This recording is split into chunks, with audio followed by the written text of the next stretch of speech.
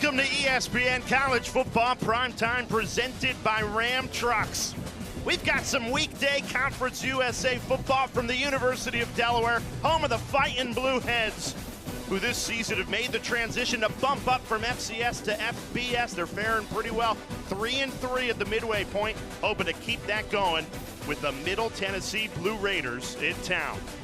Hi everybody, Rocky Boyman, Jay Alter with you. Who's ready for some Wednesday night college football? And Rocky, a big game for these two teams trying to kickstart a surge to finish the second half of this season. Yeah, Jay, two teams that desperately need wins for different reasons. For Delaware, they're still very much in this Conference USA race. They're coming off their worst performance of the week last week against Jack State.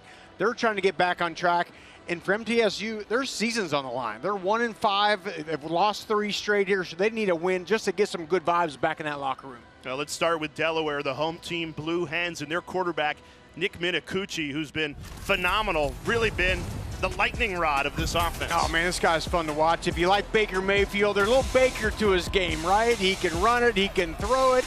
He'll maybe talk about it a little bit after the play, but definitely an exciting player, and he is certainly the leader of this offense out there for the Fightin' Blue Hens. And the guy that he's got to find early and often tonight, Jay, Kyrie Duplessis. You see right there on the stat, 71.7 receiving yards, leads Conference USA. They got to get the ball to number 19. On the other side of things for Middle Tennessee, this is a team coming off a double bye. They haven't played in 14 games. Yeah, a long stretch, and you know, it's maybe a good thing for them to kind of figure out some things and see where they need to go for this season. But Nick Vattiato, I mean, you talk about a guy who's been a Blue Raider for a long, long time. He's just a few yards short of 9,000 career yards. He does a good job leading this team. We're looking forward to it. Two teams that are targeting this game to kickstart a strong second half of the season. We will have kickoff on a Wednesday night when we come back.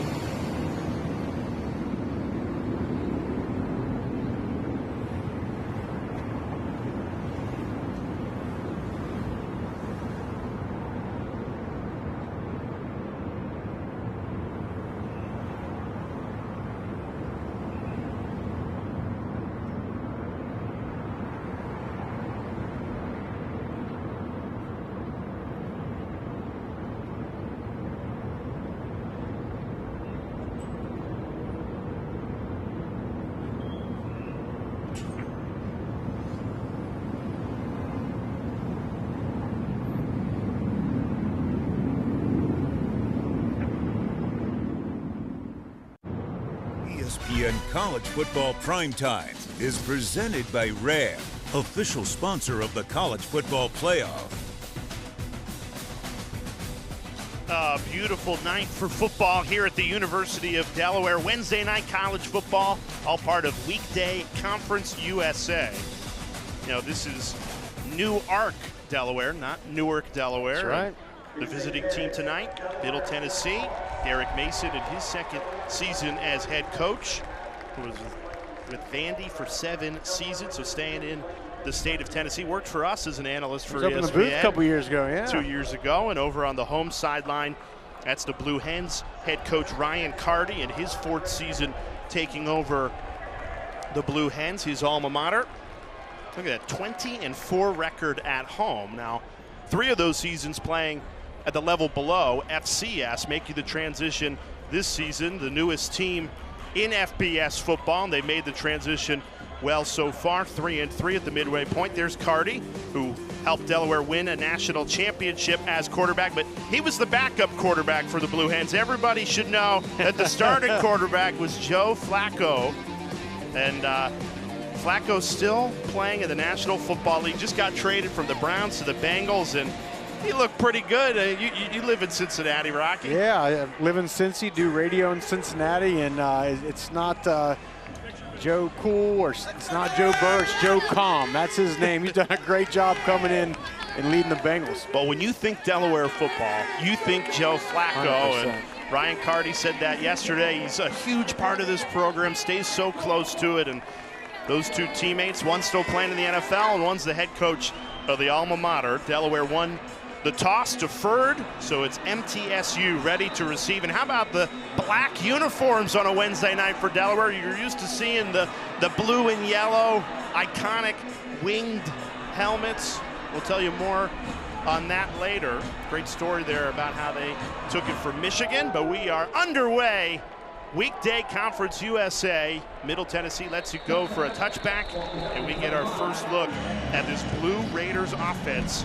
Nick Vattiato, the fifth-year senior quarterback. He's been of an endangered species in college football. Rocky stayed with the same program for 5 years through a coaching change, and coaches told us if you cut him open, he bleeds silver and blue. Silver and blue. He loves the situation at MTSU, and he is undoubtedly their leader. I love watching him play, the experience that he has. 31st consecutive start leading this O. During 9,000 passing yards, they let him air it out early and often. An empty set on a 1st and 10. Throwing on first down, wide open, the tight end Hunter Tipton. Takes it into the Delaware secondary for a first down. How do you come into a game, Rocky, when you haven't played in 14 days, a double bye to get going? I think the first thing you do is try to go a little bit of tempo, which is what you're seeing at MTSU. This is interesting. And not known as a tempo team. That bubble screen was well defended. Nate Evans, the Delaware corner, got a hand in. Yeah, I always like tempo for an offense at times, just because there's less time to think about things. You get out there, you get lined up, you snap the ball, and you live with the result. So that's something that looks like they worked on during that double bye.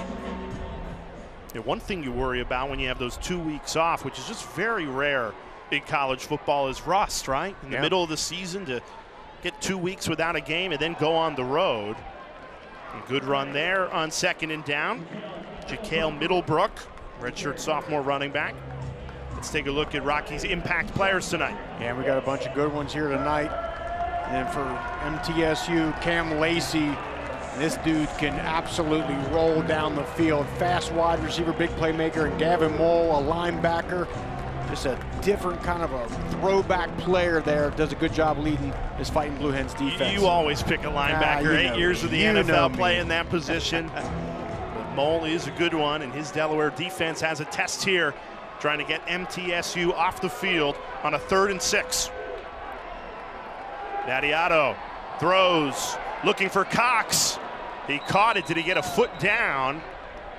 The officials say yes. First down, Blue Raiders. And that's Najee Cox, the top target who delivers. This is what a great job. I call this throwing a guy open, right? You throw the ball to the side of the receiver, let him adjust. That foot is in. Najee Cox, he's been playing through a foot injury most of the year, but looked good in that play. Catch for a first down is under further review. They are going to take another look at this. It was awfully close. You be the judge. Ooh, I think the tip of that toe. Now the fact that the call on the field was a catch. Nah, that angle right there looks like that toe. Looks like it was out. I think the other angle is a little bit better to look at. Again, they always, if the call on the field, it's got to be indisputable video evidence to overturn it. I mean, if he's a size 10 instead of 11 and a half, that's a catch. Yeah, that angle right there to me is the best. His toe is out by about a ½ inch. Yeah. And that would have been a big 3rd down conversion for an offense that was looking for an early rhythm. Talked about the double bye week, and Najee Cox, he's been trying to play through some injuries. The bye weeks back-to-back have helped him, but he's trying to get going. And yeah, and with that time off, they've been practicing this first 15 plays a lot, and worked out good, except for we'll get the call here.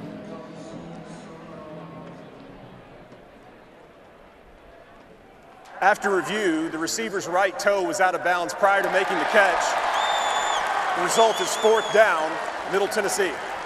So instead of a first down inside the 30, it's 4th and 6. and you have a decision to make here. Yeah, I think the decision is certainly to punt this ball away. If you're down inside Delaware territory, maybe you think about it, but 4th and 6 right here, punt this ball away. It's unfortunate because, you know, Derek May, he talked about it this week to us. We want to get off to a fast start, get in the groove of this thing, but unfortunately, they're going to have to punt. Ashton Logan, very talented punter, comes in from Oklahoma. Averages near 45 yards per punt. I wouldn't do it here, but they had a couple of double bye week. Maybe work on some fake punts, some things they'll throw. I imagine we'll see something tonight, Jay, that's a little uncharacteristic since they've had some extra time to work on things. Kyrie Duplessis waiting for it at his own 15-yard line. Logan sends Duplessis back to his 10, where he calls for a fair catch. That means we get our first look at the Delaware offense led by Nick Minicucci, who began the season as the backup quarterback, thrust into action on the 2nd series of the year and really hasn't looked back. I think he's injected some just energy into this offense and frankly this entire team. Coach told us he plays like a linebacker. He's really high energy, hyped up kind of young man out there. 422 yards passing a week ago in the loss to Jack State. Delaware's a team that likes to put the ball in the air. You'll see that throughout the course of this game. And Minicucci flips it. Going to some trickery on the first play. Instead of handing it off to Joe Silver, it was Jake Thaw for the flip. And that's the kind of thing you get out of Minicucci, just ball player type stuff. You know, it's just a little pass out in front, just instead of throwing it, just flips it out in front. It was effective, though. A gain of 7 on first down. Sets up 2nd and 3. Minicucci looks to the air again. Wide open. That's a Delaware first down. Bounced out of bounds just past the 30. Joe Silver, the senior running back. He's a threat in the receiving game. 20th catch on the season. Yeah, and that was a bust by MTSU's defense. There's got to be somebody in the flat out there. Instead, there's nobody. And credit Minicucci for finding the open guy. Minicucci throwing for a 3rd straight play to start this drive. Rocky said it. They like to air it out early and often, and doing just that. That's Duplessis. He's one of your impact players tonight. Yeah, he's a great player. One of the tops in the whole conference here. And then Parker Hughes. What do you know, Jay? Another linebacker I chose. He is talked about a lot, but he is as good as advertised out there for this defense. You just picked him because he's a linebacker with red hair. Got red hair. I mean, come on. Running it for the first time tonight to no avail. That's Silver on the carry. The main thing for Delaware tonight is they can't have the turnovers. Last game against Jack State, they had 2 big turnovers. That was really the course of that game. They had come into that game one of the teams with the least amount of turnovers, but that really caught them and bit them last night. It's a special point of emphasis here this week. Now, Coach Carty, 21-0 when they do not turn the ball over and win that turnover margin. 3rd and 2. Minicucci finds an open receiver for a first down into MTSU territory. That's Joe Silver again, a threat out of the backfield. 3rd straight play where they've gone to Silver, and you can see why there. Yeah, it's a good job getting Silver the ball, getting involved in this game. Last game was kind of tough for him, just 6 rushes for 2 yards, didn't really have much of an impact, so they're getting him involved early in this contest. I like it. It's a great idea. Moving the chains on the opening drive, a 1st and 10. Minicucci in trouble, rolls right. Good check down to Sean Wilson, the sophomore. That's what Minicucci can do. He takes a play where there was nothing there and turns it into positive yards. He does, and he's a guy, Jay, like out in the field, he scrambles to throw. He is looking to throw. And to me, the difference is when he gets down in the red zone, even more so down inside that 10-yard line, that's one where he'll scramble around to try to look and make a play with his legs. And playing with some confidence, a career-high 422 passing yards a week ago. He started this game 5 for 5 through the air on this opening drive.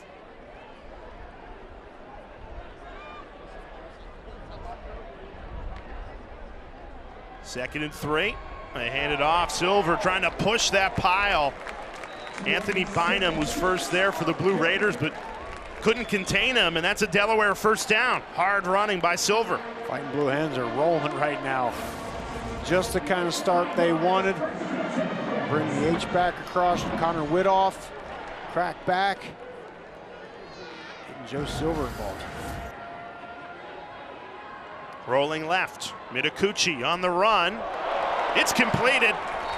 And Delaware really starting brightly. 6 for 6 through the air. Mitakuchi on this opening drive. That goes for a gain of 8. There's been Joe Silver involved in the pass game, the run game, and now here the block game. Watch him pick up the edge rusher. A great job allowing Nick Mitakuchi a clear picture to throw that ball.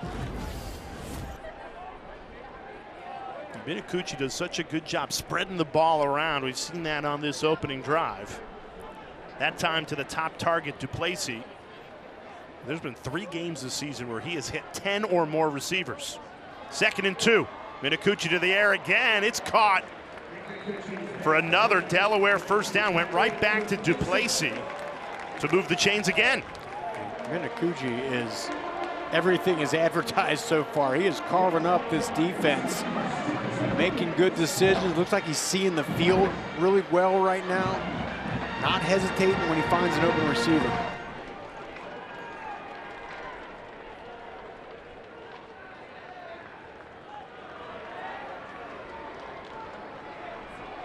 Play action. Mitakuchi on the slant route. It's caught inside the 5. Touchdown, Delaware.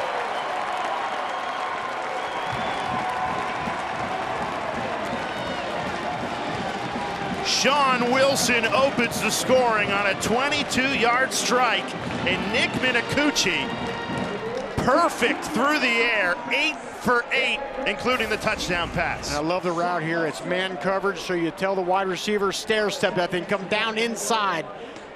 Don't stay vertical on that corner route. Pulls away from man coverage in the end zone. And Rocky, you simply could not have had a better opening drive offensively if you're Nick Mitakuchi and this Blue Hens offense. Now they're feeling the juice, Jay. They got the black uniforms on. They're here at home where they've been so good for so long, and their quarterback is something special here tonight. This Fighting Blue Hens team absolutely rolling here early.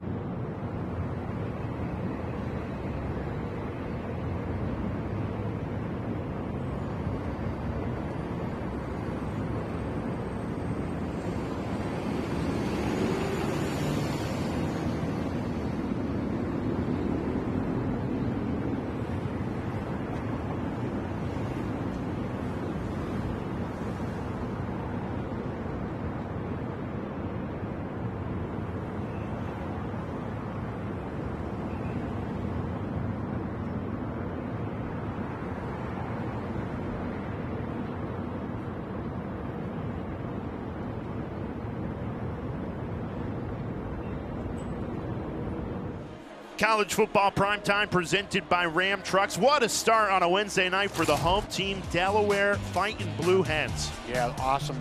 Coming out of the gate smoking. Minicucci 8 for 8. Hit 4 different receivers during the course of that drive. Found his top guy, Duplessis, 3 times. And then Deshaun Wilson there for the touchdown. He looks in the groove here tonight. It's amazing when you consider Minicucci did not win the job coming out of fall camp. Started the season as the backup. The starter goes down the second series of the first game. Minicucci thrown in to the fire, and his coaches are saying he has responded brilliantly, playing the best football of his college career here in the middle of the season. Preparing, one day your chance will come. That's all you can do as a player, is keep preparing. And one day when you get the opportunity, you seize it, and Minicucci has done just that. How do you respond here if you're the MTSU offense, a team that's 1-5? If you're going to kickstart a second half surge here, it starts tonight, coming off the double bye. You got the veteran quarterback, but you got to put points on the board. I think one thing you got to do is you got to find Cam Lacey, number 13. He's your best wide receiver. He's 14 catches for 210 yards the last 2 games. He is a guy who is there's fast and there's fast. They got to find number 13.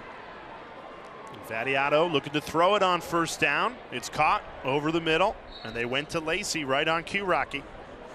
Yeah, he's just one of those guys that's quick in space. He's got breakaway speed. I always say offense is not the most difficult thing in the world in theory. You find your best players and you get them the football in space. Can be easier said than done at times. 2nd and 2 here.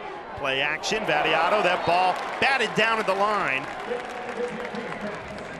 Blake Matthews, the senior outside linebacker, got a paw to it. Did a good job of timing this. Look, he's getting ready to drop back out into that curl there. Instead, times the jump. This Delaware defense, they run a unique scheme. It's a 3-3-5, which you know I'm going to nerd out during the course of this game. I like talking about it, but it's an interesting scheme. There's some ways to attack it. It's just up to Vadiato and company to find out that weakness. 3rd and 2. Vadiato throws. It's caught for a Blue Raiders first down. Cameron Lacey. He's been the go-to guy, and he moves the chains there. And look, good job of tempo here. They get a play, positive play, first down, and now we're back up to the line here. A broken tackle in Middlebrook, all the way into Delaware territory. Big time run. KT Say, the Delaware safety, saved a touchdown there, a gain of 27 for Jakail Middlebrook. And this is a good strategy for MTSU. They're typically not a tempo team, so Delaware all week is not really expecting that. We've seen that, though, early. You get a positive play, you get a first down, boom. Get right up to that line, snap it before they can make all the checks and do all the things they got to do to move around and get set. 1st and 10 after the gain of 27. Play action. Vadiato looking to the end zone, and it fails. Incomplete. Just a little too much out in front of Zay Cox, who is streaking for the score. I'll tell you one thing I think is going to be critical, because it's usually something that works against a 3-3-5 defense, Jay, is the quarterback run game. When they go and they just rush 3 and they drop 8 in the coverage and the lane opens up, Vadiato's got to see that during the course of this game and take off at the right time.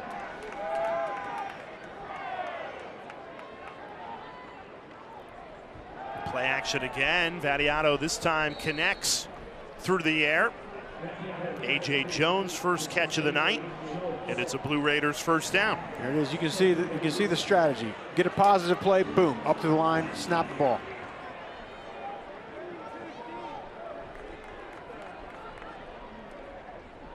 They go back to Middlebrook. Ooh. And he is punished. Big hit. After the gain of 27, Blue Hens did well defensively there. I think that was my guy, Gavin Mall, getting in there. Boom. Yes, he he was. was. Number 35. Coaches told us he's a chip-on-shoulder guy, under-recruited, wasn't given a full scholarship. They said he lets people know it. Certainly did on that That's hit. right. You got a little bit of a screw loose, too, I think, which I think every good linebacker has. Second and 7 after the hit by Mole. They go right back to the ground game, and once again, bottled up. Middlebrook, no room to run. Blake Matthews gobbled them up that time. And Middlebrook is a true weapon. I'd also, Jay, like to see them get him involved in the pass game. Get him the ball out of that backfield. A great wide receiver.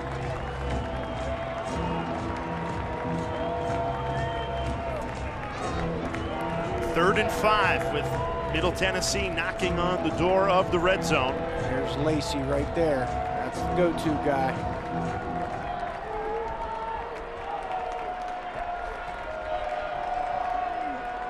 Lacey in motion. Third and 5. Vattiato looking his way.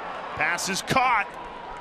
Another big-time third down pickup. A.J. Jones the catch to move the chains as MTSU marches into the red zone. Impressive job answering here by Vattiato. They bring Lacey in motion. He draws a lot of attention, gets some eyeballs on him, and A.J. Jones comes in right on that little curl route.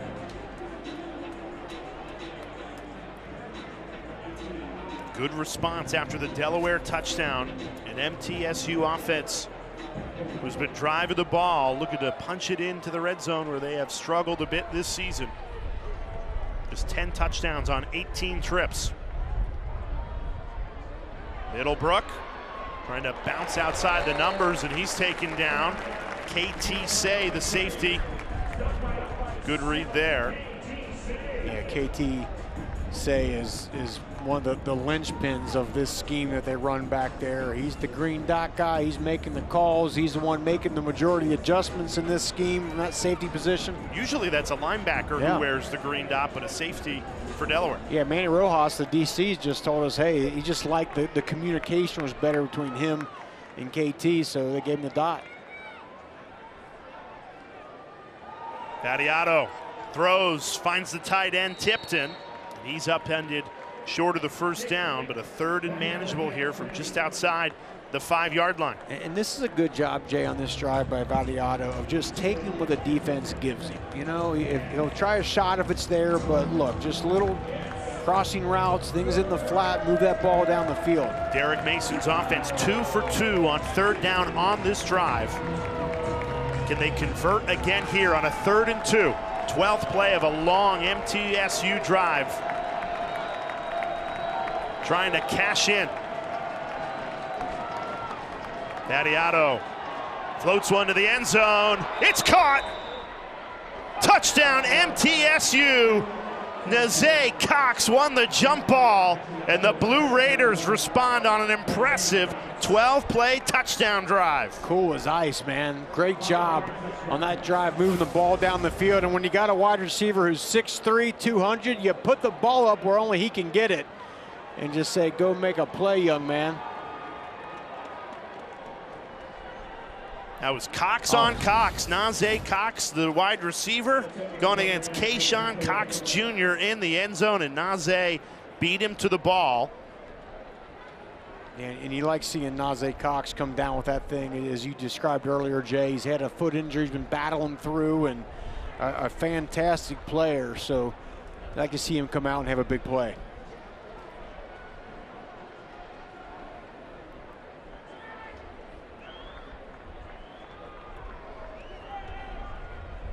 You just can't say it enough. A massive response. A team that's 1-5 on the season, on the road. Delaware strikes first, and they punch right back on a 12-play touchdown drive. Extra point is good, so this game is tied at 7. Big-time answer by Nick Vattiato with his Blue Raiders offense. Yeah, Vattiato, he spotted the matchup he liked. That was his tall wide receiver, Nazay Cox, on the outside, threw him open. Cox does the rest. MTSU answers. We're tied up here in Newark.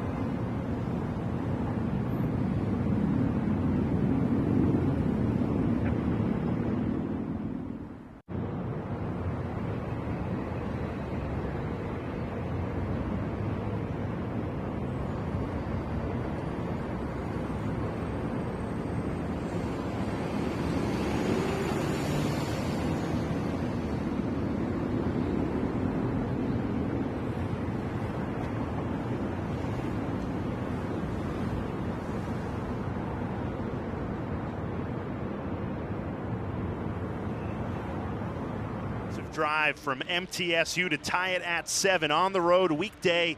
Conference USA here on ESPN2. Impressive Saturday. SEC on ABC. It kicks off noon Eastern time with Ole Miss and Oklahoma. Alabama at South Carolina. And then Texas A&M. How about undefeated Texas A&M in Death Valley at LSU? 7-0 for the first time, Jay, since 1994. Here's some guys. I mean, Marcel Reed last week threw for 280 yards, 3 touchdowns. He has been an absolute lightning rod for that team. Standing out amongst a lot of good quarterbacks. When they hired Mike Elko, we had them last year in his first season. It was just a matter of when he was going to get them going, not if. And here he is, 7-0 for the first time in multiple decades, but a big test at LSU. Should be a fantastic Saturday slate, and we've got a good one, a touchdown apiece in the first quarter between Delaware and MTSU. Duplessis calls for the fair catch there. Blue Hens going with the blackout Wednesday uniforms, and they have fitted perfectly for the junior quarterback, Nick Minicucci, coming from Don Bosco Prep, big-time high school program in New Jersey, and he was phenomenal on the first drive, a perfect 8 for 8, including a passing touchdown. If they perform like this the rest of the game, they're going to be wearing those black uniforms every game from here on out. They were really impressive on that opening drive. Yeah, first time since the 1950s when they first introduced those iconic winged helmets. And we've got a fumble. Ball still loose. MTSU has it. What a takeaway. Abdul Muhammad, the senior. Right place, right time. Byron Allison fumbled the football, and the Blue Raiders are in business. They'll take over inside the red zone. What I say last drive, Jay, the number one thing they can't have is the turnovers. It destroyed them last game against Jack State. Now here we are. They're putting the ball on the ground. Just kind of a funky relationship between that pitch. He wasn't far enough away. It was just didn't look good from the get-go. Covered by the defense. The defense was also out of bounds at the 17-yard line. First down, Middle Tennessee. So Middle Tennessee ball at the 17-yard line. When we spoke with Delaware head coach yesterday, Ryan Carty, he said the only key to the game, there was only one. Turnovers. And rightly so. When he's the head coach, they are 21-0 under Coach Carty when they win the turnover margin, 11-0 if they have no turnovers in a game. In that game last week against Jack State, they had the 2 big turnovers, but that led to 14 points. It's one thing to get the turnovers, another thing to score. If you're MTSU, a golden opportunity to capitalize right now. And you can see Ryan Carty looking at that computer screen right there. I think he's looking at the relationship between that quarterback and pitch man. Just did not have the right depth to it. It just looked all kinds of messed up. So MTSU trying to cash in after the fumble. They pick up in the red zone. That's the freshman DJ Taylor trying to spin his way, churning those legs, pushing the pile, finally blown dead inside the 5-yard line, where it'll be first and goal after a hard run. First carry of the night for DJ Taylor. I'll tell you what, Jay, MTSU right now is playing like a team that's 1-5 and has lost 3 straight and just wants the bad taste out of their mouth. They have come out of here tonight, and after, early on, they went 3 and out on their first drive, but then put together a touchdown drive and got some fight to them. And now trying to make Delaware pay after the turnover. We've got a Wildcat situation. Jaquel Middlebrook, direct snap. Takes it himself, untouched, for an MTSU touchdown. They went with the Wildcat with Middlebrook, and it pays off.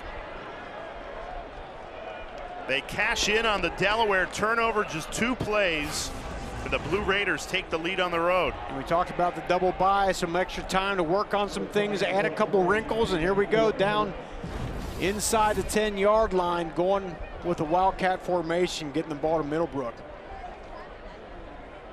When does it get called at halftime? Halftime, yeah. Every coach we talk to across all of college football emphasizes the turnover margin, but Ryan Carty here at Delaware, does it the most. It is their pillar, and this is why. You turn the ball over, your opponent cashes in. A fumble inside the red zone. It just took 2 plays and a little trickery for Ja'Kale Middlebrook out of the Wildcat to fire MTSU in front, 14-7 here on a Wednesday night.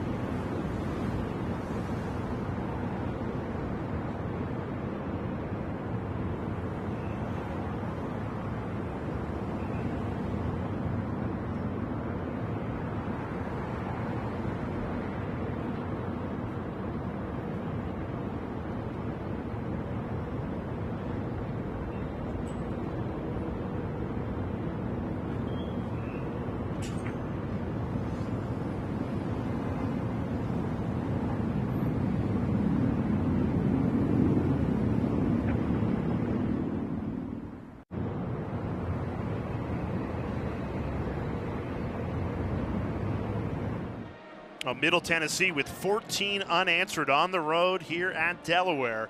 They did it in just 61 seconds. Touchdown, then a Blue Hens fumble, and another touchdown for Derek Mason's team. Yeah.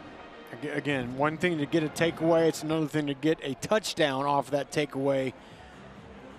Derek Mason's team, I mean, early on here, playing well. This is a program that is fighting for their season. A team that has not won since September 13th. That was at Nevada.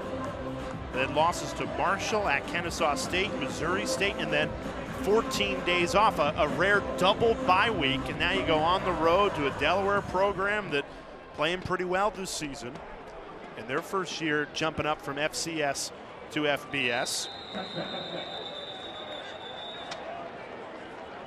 Blue Hens with an opportunity to respond here. 1:58 left on this first quarter. And if I'm Delaware right now, let's stop with some of the, the funky pitches and things like that. Let Nick Minicucci drop back, scan the field, find open guys, just like he did in the first drive. We don't have to get too, too crazy with this. Yeah, Minicucci 8 for 8 on the first drive, and then a failed pitch fumble on the second drive. Hands it off. Bouncing outside is Silver. That's another thing. Joe Silver was so effective on that first touchdown drive for Delaware. They take him out, go to the backup, Byron Ellison, and that's who fumbled on the pitch play. Yeah, and Silver was involved in the run game, in the pass game. He was blocking well out of the backfield.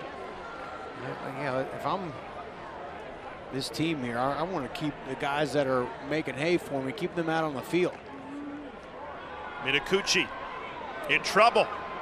Trying to escape out the back door, throws on the run, it's caught! That's what Minicucci could do on a broken play. He finds Jakari Kelly for a Delaware first down.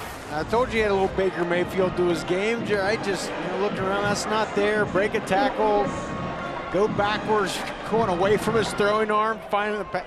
That's great stuff. I mean, nobody's teaching that, and yet it works perfectly for Minicucci. Any young quarterbacks at home, do not watch that. That's not how you do it, okay? But it works.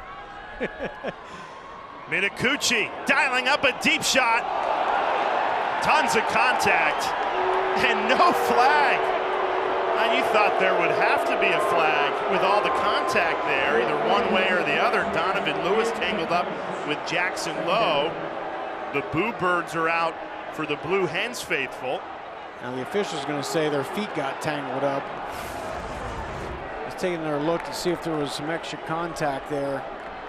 I don't know. It didn't look like there was much with that. I was trying to watch that left hand to see if it pulled anything down. Didn't look like it.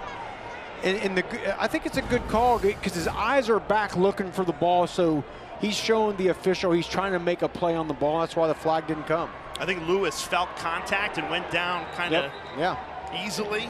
That's a good no call. Brandon Buckner chased down Minicucci there, loss of 1, and that'll set up 3rd and 11.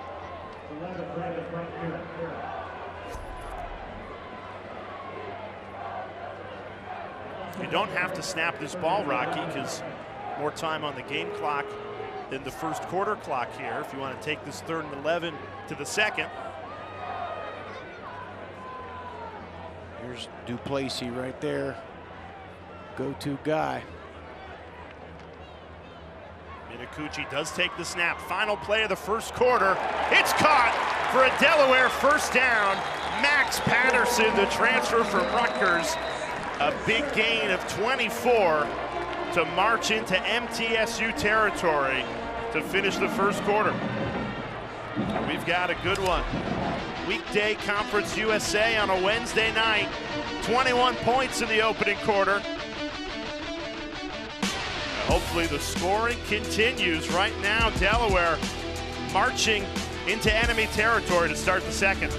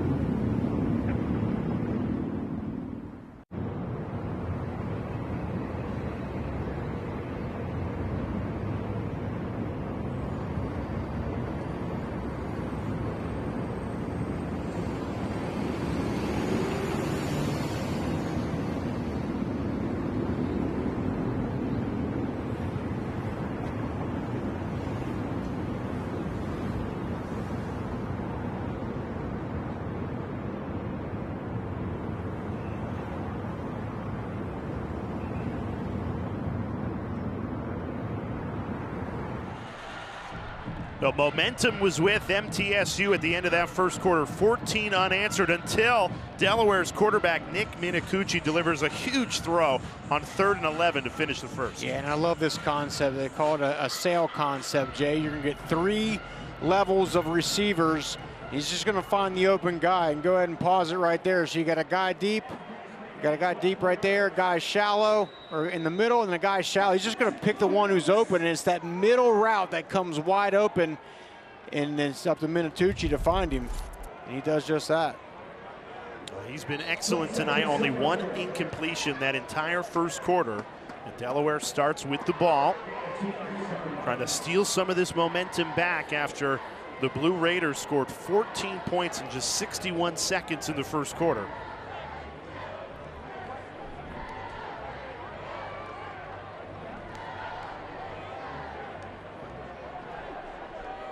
Second and 8.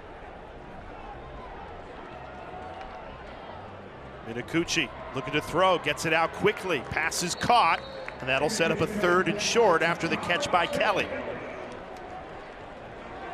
Ball comes out of Minicucci's hand good. You know, finishes strong. You want to throw a ball that finishes quick to the wide receiver. And we're starting to get down in that area of the field where, you know, Minicucci, if you don't like it, he'll tuck that thing and run it, try to pick up the first down. Instead, hands it off. Silver trailing behind blockers, just trying to push that pile for 2 yards. He was driven back, but forward progress gives him just enough for the first down.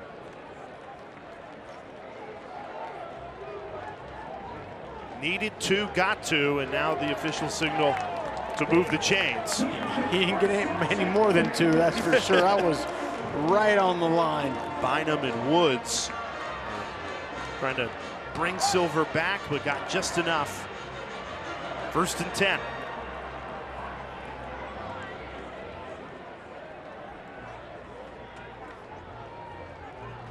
They go right back to Silver. Huge hole opens up. He's upended just shy of the sticks. Brendan Harris prevented the first down, a gain of 8. Just great balance by this offense right now. Minicucci's finding open guys in the pass game, and look at that hole. My goodness. And this is with a makeshift offensive line. Delaware had to move a ton of guys around because Anwar O'Neal, the starting left tackle, is out tonight. So shifted that right side of the line, and they look brilliant. You move the right tackle over to left tackle. You bring in Patrick Shupp as the right guard. You kick Anthony Conchesi out to right tackle, and somehow it's all working well. So everything you just said there is not easy to pull off. You essentially got 3 guys moving positions. You like if somebody's hurt, you know, the perfect world would be you just replace 1 guy and not have to move around 2 others, but somehow they're making it work tonight. Funky formation here on a Wednesday night. Look at this. You had 2 O-linemen kicked out at the top, only 3 on the line. Minicucci takes the snap, in trouble. That's what can happen if you only have 3 on the offensive line. Flag flies in. DeMonte Smith ripped Minicucci's helmet off. We told you earlier he's got a little Baker Mayfield in him. You could see that there, letting everybody know it. This is likely a face mask call on DeMonte Smith. It was a loss of 10. That'll likely be negated. Personal foul, face mask, defense, number 92. The penalty may force half the distance to the goal line and an automatic first down. So even though this works out for Delaware because of the penalty, I just don't know why teams do this with the 3 linemen and just trying to. Yeah, I think protection of the quarterback should be priority 1, right? Especially you got a guy like Minicucci who's shown that he can find open guys if you give him a little bit of time. Yeah, I think it's one of those things that looks good when they draw it up on the board, looks good in practice, but you get out on the field with 3 defensive linemen that are screaming at you, it doesn't work out. Just very rarely works. Now it does work out because of the face mask penalty, sets Delaware up for a 1st and 10. Minicucci surveys, throws, back to the end zone. It's caught! Touchdown, Delaware! Sean Wilson, who's got both touchdowns tonight for the Blue Hens.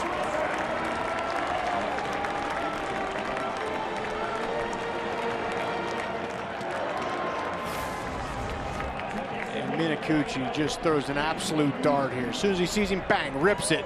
Throws it up high where only Sean Wilson, he knows that guy can jump out of the stadium, puts it up high where only he can get it. Touchdown. Beautiful. Now, Wilson has been the red zone threat tonight. He's got both touchdowns for Delaware. And a good response at the beginning of this second quarter to tie this game at 14, back and forth. These two offenses go trading punches on a Wednesday night. Yeah, both these teams are fired up for some Wednesday night football on ESPN2. Both offenses going at it. Delaware scores, they tie it up 14-0.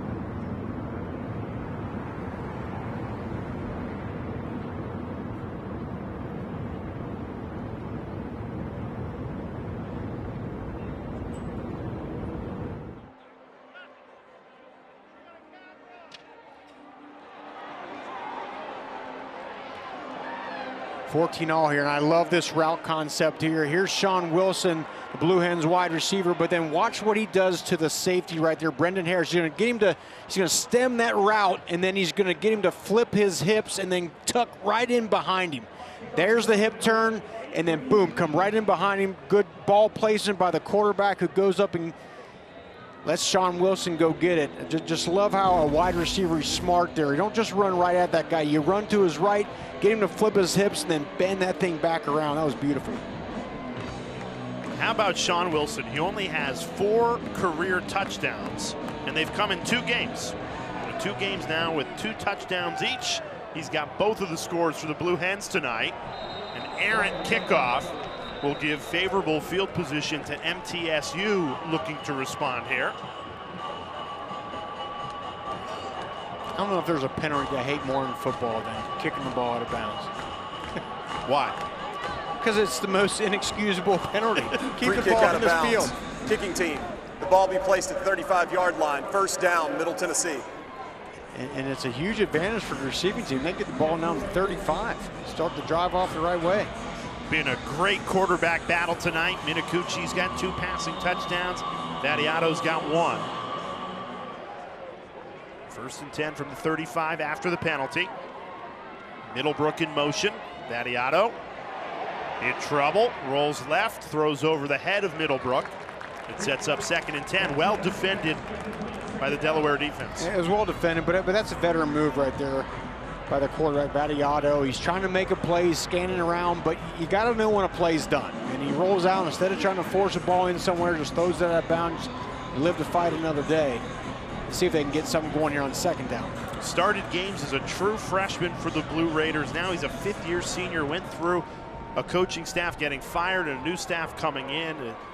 Said it earlier, he is an endangered species in college football. You don't look around the country and see a lot of quarterbacks that have stayed with a program for 5 years through a coaching change, and he wants to finish his career strongly. They got 6 games to turn this season around. You don't see quarterbacks sticking around, period, let alone through a coaching change, you know. That's a position that is, those guys can move around a lot, but, you know, credit Vattiato for sticking to a place he loves, and he's doing a great job leading this team. And 2 gamers, right? Vattiato sees what Minicucci just did with the touchdown to Sean Wilson. You know he wants to get out there and answer right back. 3rd and 6 here. Delaware showing blitz. They bring 5. Vattiato steps up, flips out of the sack, but still short of the sticks. A.J. Jones was there to get the pitch. Only a gain of 2. And MTSU forced to punt it away.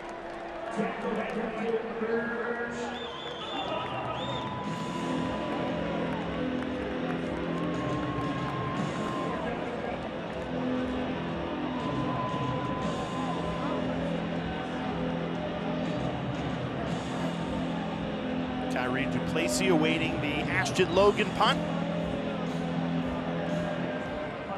Good response there from the Delaware defense. Get the ball back. 10 minutes remaining in this first half.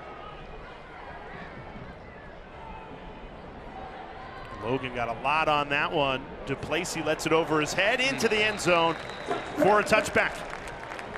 Tied at 14. We've got a good one. Weekday Conference USA here in Delaware.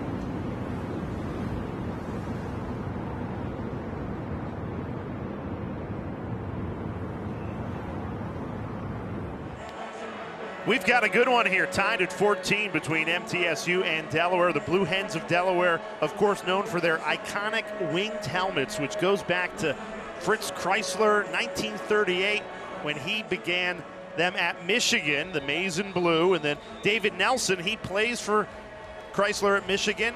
He goes on to coach Delaware, so he brings that iconic winged helmet look with him.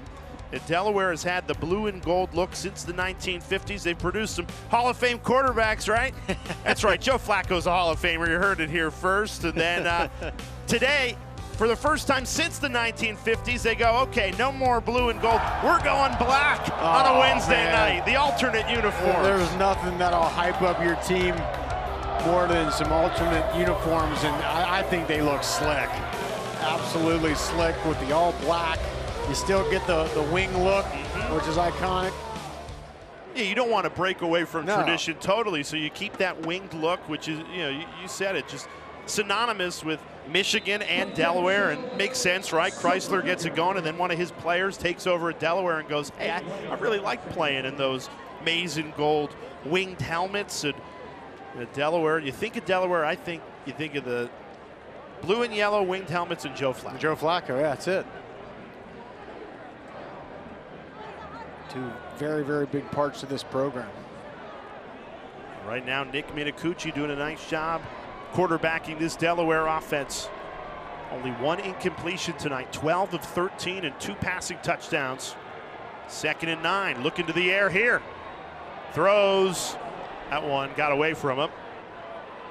Looking for Nicholas LeBoy, transfer from Cornell, put too much on it. This offense, Jay, is very much a vertical pass game offense. And, Ryan Carty, I love, he told us yesterday that, yeah, he wants balance, wants to run the ball, but if he had his choice, he's a former quarterback. He wants to put that ball in the air and stretch that defense. Yeah, we were just talking about Flacco. Ryan Carty was his backup quarterback when the two were in the same quarterback room here at Delaware. Now Carty, the head coach at his alma mater. Been good on 3rd down, 3 for 3 tonight. Can they keep it going? Minicucci right on the money. 1st down, Delaware. Perfectly thrown ball to Donovan Lewis on a gain of 18 to move the chains. Well, we told you that Minicucci likes to spread this ball around. And look at the protection. I mean, there's no one within 4 feet of him.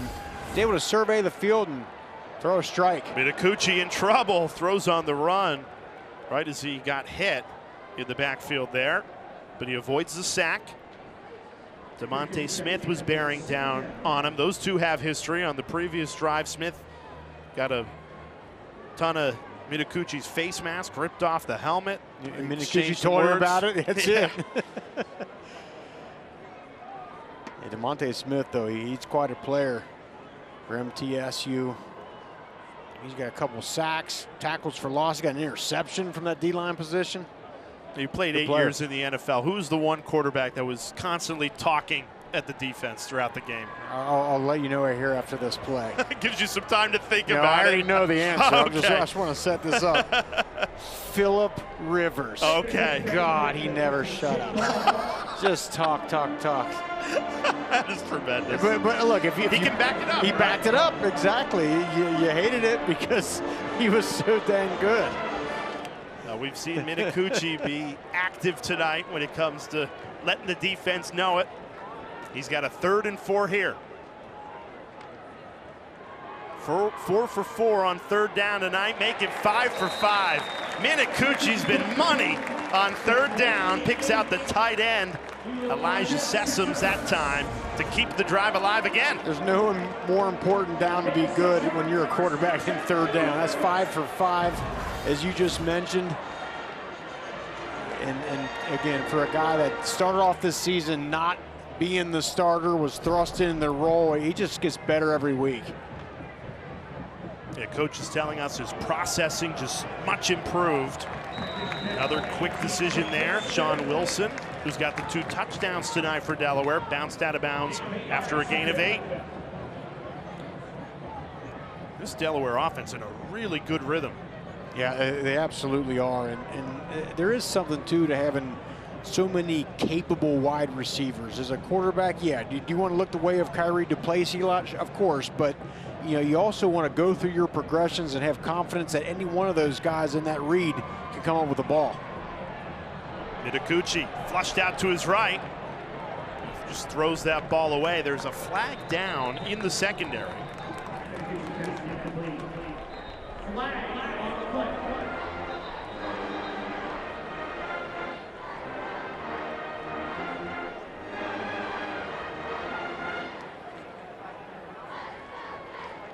Let's get the call here. Holding, defense, number 21. 10-yard penalty from the previous spot, an automatic first down. Abdul Muhammad called for the defensive hold there. You see at the very, very top, it's kind of, and Brian Stewart, the defensive coordinator, told us this week with the scrambling around that Nick Mitakuchi does, he's telling those defensive backs, you got to plaster those wide receivers, which means you got to stick on them, but not too much to where you cause a penalty and toss them to the ground. Mitakuchi rolling right again. Plants his feet. Delivers it short of Joe Silver.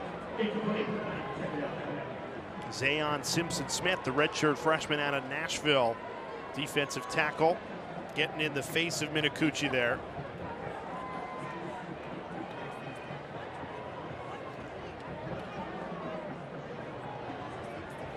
And one thing you could say about the front seven of Middle Tennessee tonight is they're making Mitakuchi earn it. He's been scrambling for much of this first half. He's been effective doing so. Once again, rolling right. Throws on the run, delivers a perfect ball. Just threaded the needle right into Jake Thaw.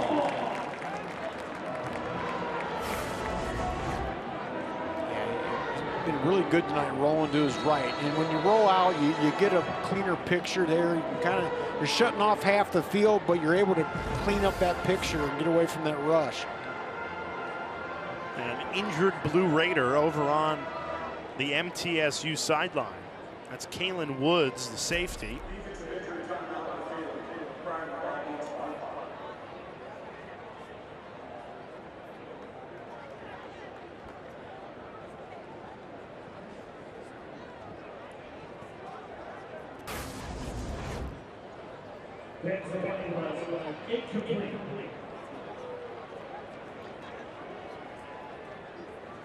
Woods was in on that catch by Thaw. Now, it's interesting, the officials just announced that the ruling on the field was incomplete. So even though it says 3rd and 2, the ball is placed where it would be 3rd and 10. And we just showed you a replay. That looked like a good catch. Not sure what was going on. I'm not sure what the injury was either to Woods. Well, with Woods being down, the officials huddled up and ruled incomplete, but I just don't know what they saw there. And you think the booth would have, the replay officials in the booth would have taken a look at this with Kalen Woods getting attended to. Good to see him walking over on the MTSU sidelines.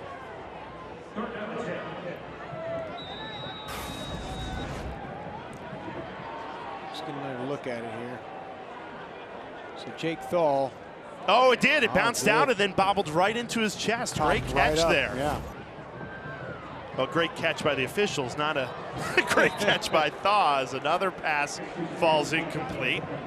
It brings up 4th and 10. Yeah, and MTSU there brought some pressure on Mitakuchi. He couldn't get that ball out. Parker Hughes, the linebacker we talked about before the game, being an impact player. And there's Brian Stewart, the defensive coordinator, with a great call there on 3rd down. Yeah, college teammates with the head coach Derek Mason. They both went to Northern Arizona together, but this is their first time working together.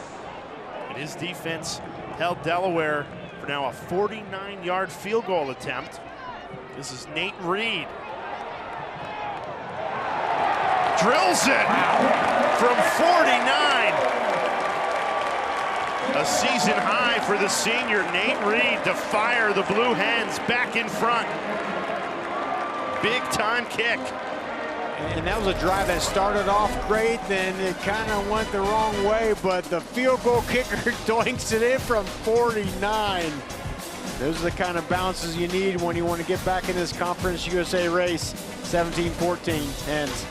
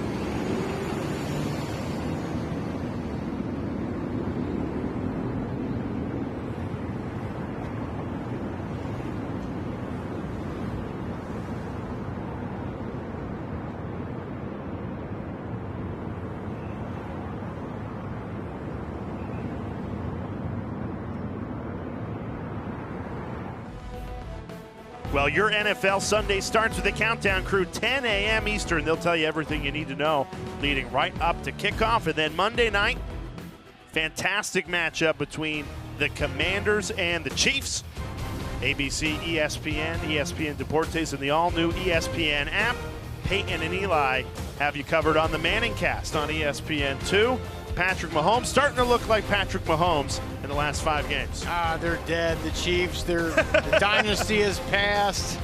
All those phrases were thrown out early in this season. But, man, the last 5 games are an absolute tear. 12 touchdowns, just 1 interception. You played in Kansas City for 1 season. Yeah, it was 2-14 season. Well, I wasn't going to mention that, Rock. But you played for the great Herm Edwards, who's now back working for us. Yeah, absolutely. Fun times, great fan base out there in Kansas City. You know, it's interesting, the coaches that bounce kind of from the sideline to the studio and back and forth. Derek Mason, MTSU's head coach, spent 1 season calling games for us in the SEC Network. Now back in year number 2 on the sidelines as head coach of the Blue Raiders. They have played very well in this first half, trailing by 3. What do you want to see on this drive from Nick Vattiato and the offense? I think Vattiato is doing a good job all night tonight, being in command of this offense. He's confident, finding open guys. DJ Taylor wrestled down. Interesting that they've gone to Taylor a few times tonight, the true freshman from Murfreesboro, Tennessee, where MTSU is located. Only 4 carries on the entire season, and he has had 2 in this first half. Another guy I'd like him to find is Cam Lacey. He was involved early and then kind of was quiet. Don't see him out there at the moment. Only 2 catches in this first half for Lacey. 2nd and 9. Jones in motion. Vattiato, high snap, bobbles the ball, picks it up. Does well to find an open target, but Hunter Tipton couldn't hang on, and that'll bring up 3rd and 9. Good coverage there by the linebacker, Blake Matthews. And there's Cam Lacey. You know what the story is there. A big 3rd down here. You'd love to have your fastest, most explosive wide receiver out on that field.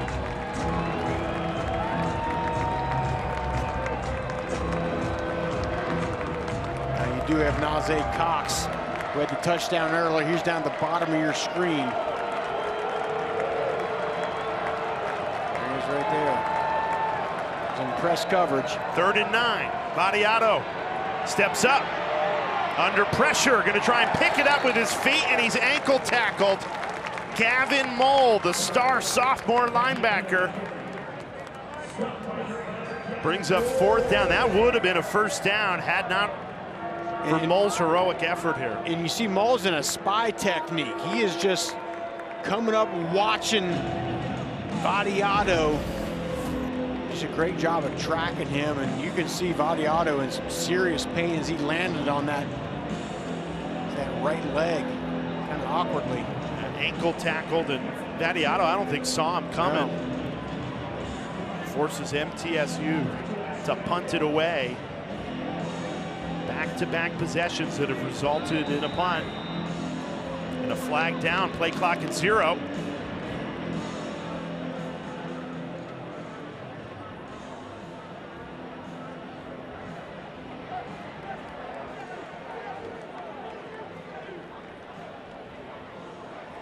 Delay a game. Offense number 32, 5-yard penalty, 4th down. Now it looks like Delaware is substituting in more of their punt block unit. So I would imagine we might see them come screaming off that line and try to come get this thing in this situation. That was a hockey line change. Yeah, I mean, they brought in about 6 or 7 new guys.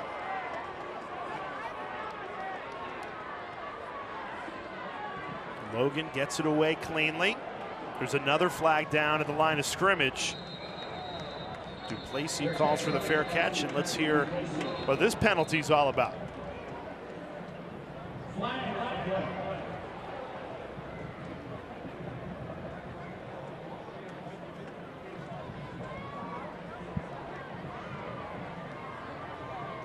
It looks like it's against the Blue Raiders here.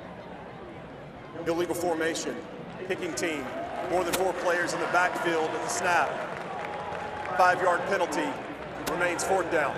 And this is where, if you're MTSU, you had most of the momentum in this first half, led 14-7. You've allowed the Delaware defense now to turn the momentum, force you to punt a couple of times here in the 2nd quarter. Now the Blue Hens have scored 10 unanswered, and you went from punting it away at the 20-yard line to now being backed up where your punter's standing in the end zone. And it looked like on that the last play there, it wasn't like they were going after. They were setting up where they wanted to find a good return situation. They already know they're going to get the ball in great field position. Kyrie Duplessis steps up, calls for fair catch at the 45-yard line, and this is outstanding field position for the Delaware offense. MTSU crushed by the penalties ahead of the punt. Delaware leading Conference USA this season in a number of offensive categories, and if you've watched this first half, you can see why. You see absolutely why, and a lot of it starts with their quarterback. Minakuchi has been everything advertised. He's, like we discussed, he's spreading the ball around. Well, there's 2 in the backfield with Minakuchi. That's Ellison and Kelly. Kelly flies in motion, and Minakuchi finds him. Drilled only for a gain of 1, maybe 2. Anthony Bynum and Alex Mitchell there, not fooled by the trickery. Yeah, it looked like the perfect time to throw a screen because MTSU brought some heat, but just good job rallying the ball by Bynum and Mitchell.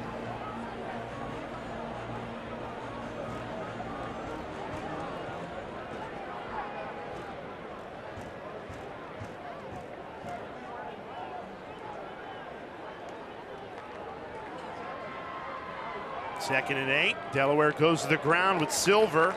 Hard running. Check that, Ellison. And Ellison, Jay, he's a little more, he's their bigger back. He goes about 200 pounds. It's like they just wanted to just drive that thing right up the middle and give that ball to the bigger back. A transfer from Tulsa, sophomore out of Dallas, Texas. Spelling Silver, who's been outstanding this season. 3rd and 3. Empty set. Minicucci didn't get that ball away cleanly. Tipped at the line. And now a decision to make here. 4th and 3. You're in MTSU territory, but you play the field position game with under 3 minutes remaining in this first half. Last thing you want to do is turn it over on downs and give MTSU a short field. I know we live in a day and age where there's, they're looking at the analytics and all that. I'd punt this ball away. Your defense has been fantastic. I'd punt this thing away rather than give the ball to MTSU. Intentional grounding, offense number 4. The penalty is a loss of down at the spot of the foul. 4th down.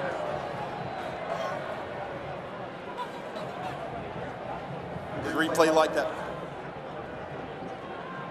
And it looks like they, if we can get a second look at it here, they brought a line stunt and the pressure was right in his face.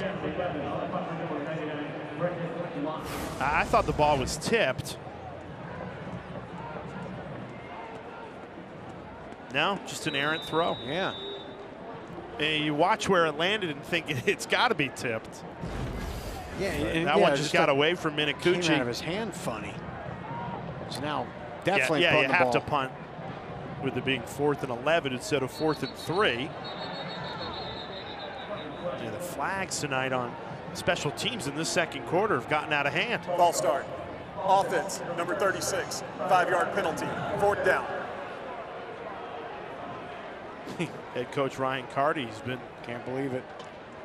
Yeah, frowning for 3 minutes here, it feels like. And we talked about the turnovers played large in their loss last week against Jack State, but also the penalties. They had 10 penalties for 81 yards. They came into that game the least penalized team in Conference USA. Coach Carty knows they can't have them. Oh, here's another one. False start. Offense, number 36. 5-yard penalty. 4th down.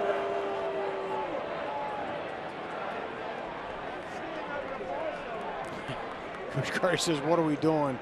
And I think they're going to get 36 out of the game, and absolutely can't have that. Oh, we just saw MTSU on the previous possession lose 10 yards before a punt, and now Delaware here has returned the favor. And the Blue Raiders, they've got all 3 timeouts. Plenty of time here to add points ahead of halftime. Not a great punt. Yeah, fair caught by Middlebrook, and MTSU will take over just past the 30-yard line. They've got all 3 timeouts, 2 minutes and 50 seconds remaining in the second quarter. The number one thing for MTSU is Cam Lacey healthy. He was not in on that drive early on, was having a big impact. We talk about his speed, and I do see him out on the field. He's in the slot up toward the top. I think you got to find a way to get him involved. Like you said, Jay, you got plenty of time, got 3 timeouts. There's no super rush here. You just need to get completions. Battiato, play action, finds Lacey on 1st down. And he spun down right after the catch. Positive yardage on 1st down. They went to the go-to guy. Lacey, you were calling for him, Rocky, and he delivers. Yeah, good job. 1st down. You just love going into 2nd down on a 2nd short. You pick up 6, facing a 2nd and 4. Now you got options. Battiato taking a shot deep, going to Lacey, who had a step. Pollard, the safety, was caught in coverage, and Battiato just missed him. And I like that call there. I like the call. I like the concept. You try to get your fastest wide receiver coming out of the slot. He had a step on the DB, just an errant throw by Battiato. He's going to come out of the game. MTSU 3 of 6 on 3rd down in this first half. They need 4 yards to keep this drive alive. Battiato. Delaware only sends 3. Deflected ball, almost tipped into the path of A.J. Jones. Gavin Mole, the sophomore linebacker, got a piece of it, and that brings up 4th down. And the problem is you're throwing this ball in the boundary. There's just too many black jerseys in the area. 3, 4 black jerseys. You're trying to fit a ball in a small amount of space rather than try to attack the field where you can get a little more space, get a guy open, and where the quarterback can see and find an open wide receiver.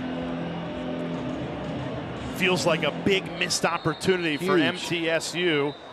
You get the positive yardage on 1st down, and now forced to punt after a 3 and out. You give the ball back to Delaware. The previous play in consideration of a possible targeting is under further review. All right, so the booth has initiated this review for targeting.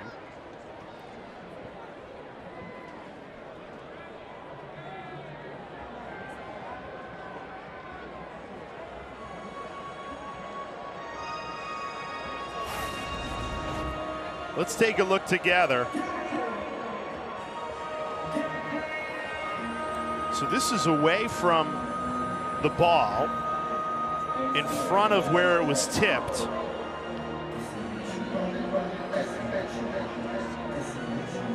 Khalil Ali, the junior safety, going on A.J. Jones. And it does look like forcible contact in the head or neck area. There was a thrusting motion.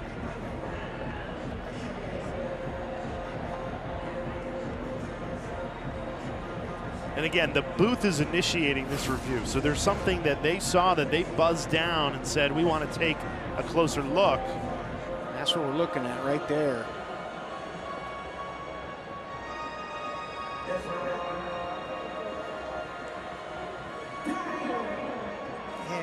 The only thing is, as he's leading with the shoulder, does it hit his shoulder pads first and then a glancing blow up to the helmet?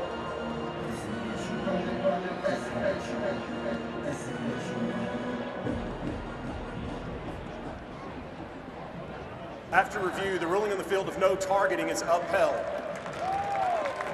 And I like that call. It looked as he was kind of leading with that shoulder there. The initial contact was to the shoulder, then it went up toward the helmet. And I just don't, frankly, like kicking a player out of a game for that kind of hit. Not only kicking a player out of a game, but it totally would have changed the complexion of this game. You go from MTSU punting to potentially getting a 1st down because of that targeting, and absolutely the right call.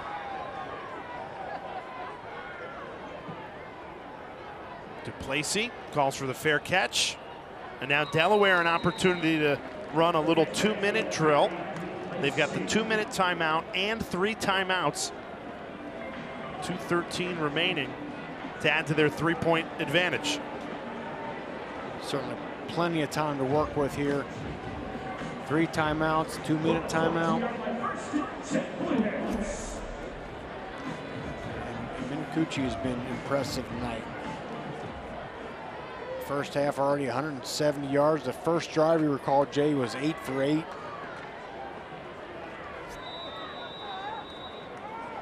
Start this drive off with a positive play here. Throwing on 1st down, Minicucci threw it a little behind his running back, Joe Silver.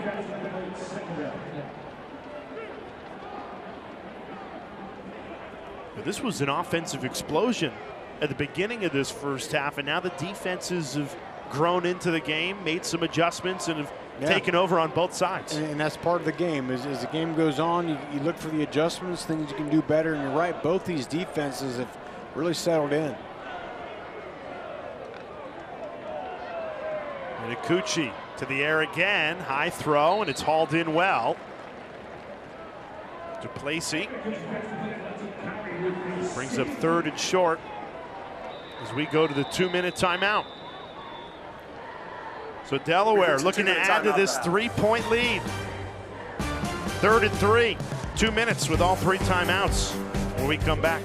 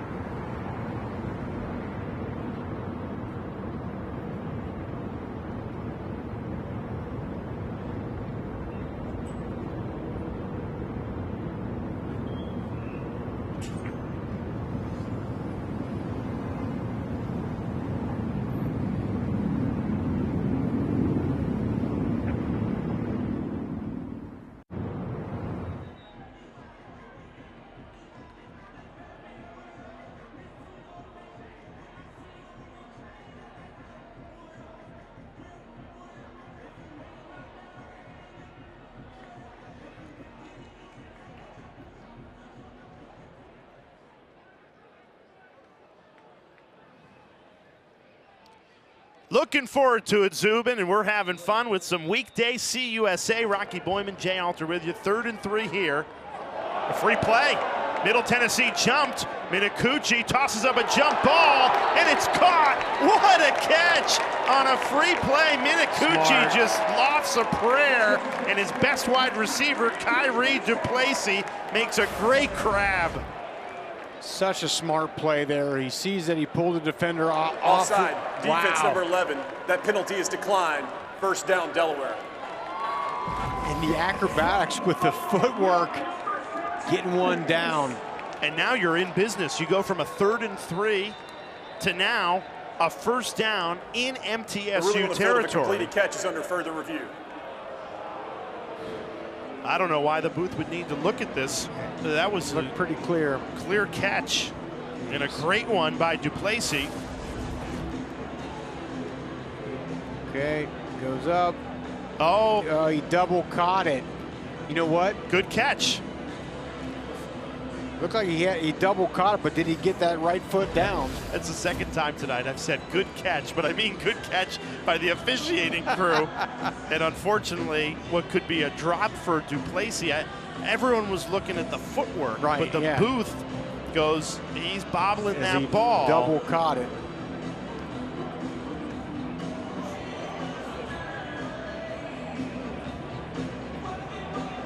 So as we see this one more time, watch the feet, watch the ball, not Yeah. the feet. Look, the left foot goes down, but he double catches that thing.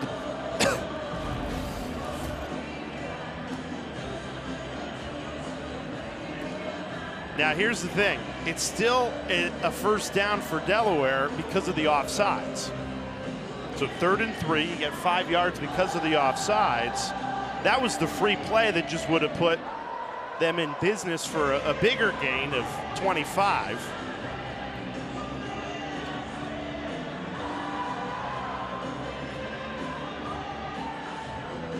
The question is, does he secure that ball in time? I mean, usually, you know, the officials like to see a completed catch where you make, you know, come to the ground. There's an element of time. See there, that ball is out. He might secure it in time, though. And again, the call on the field Was a good originally catch. was a catch, and it's got to be indisputable video evidence to overturn such a thing. And that might be the factor it comes down to here, is that it was called a catch on the field. I don't know if you have the look that definitively Right. overturns the ruling on the field. Taking a long look at it. I do take it back, though. Great booth review, because you want as many looks as possible when you have that bobble involved. It looked clean at first, but you know, clearly Duplessis does take a second effort to catch this ball. It's just, does he There it secure pops it? out, then it comes back down. After he catches it the second time, the first foot that comes down looks like it goes out of bounds. But it's so bang bang. There he pulls it back in, but by the time he secures it, it looks like he's going back out. This is a close one.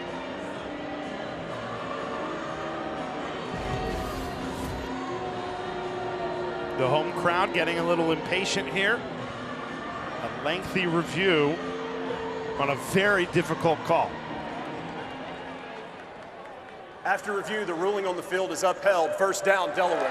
And ultimately, I think the booth says we didn't get a clear enough look to overturn that with indisputable evidence. It just never was there. Exactly what we described. It's got to be indisputable video evidence to overturn call on the field, and a big call that goes in the favor of Delaware here. A gain of 25, ball placed in MTSU territory for a 1st and 10. Blue Hens still have all 3 timeouts.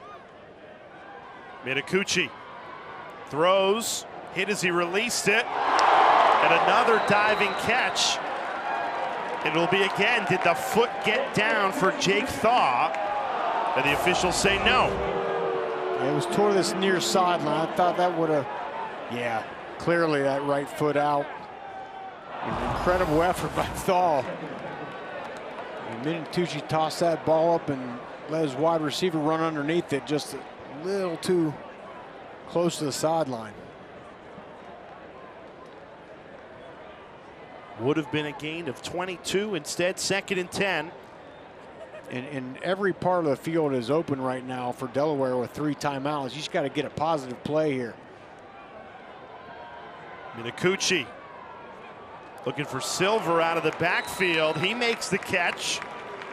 We've seen some great grabs on this possession by Delaware. Look at Delaware's going to go tempo here to try to get MTSU defensively on this big 3rd down out of kilter. Silver keeps his footing. The 2nd effort still short of the 6th, though. Middle Tennessee bottled up Silver, and this will be 4th and short. And now Middle Tennessee uses a timeout ahead of this 4th down.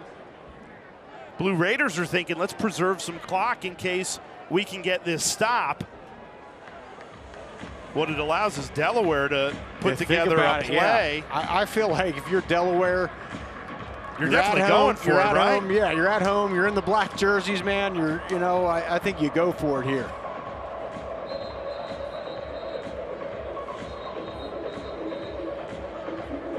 And what I would do is I would give my quarterback, Nick Minatucci, give him a 2-way go. Let him roll out. If there's something open in the flat, he can throw it. If it ain't there, let him use his legs.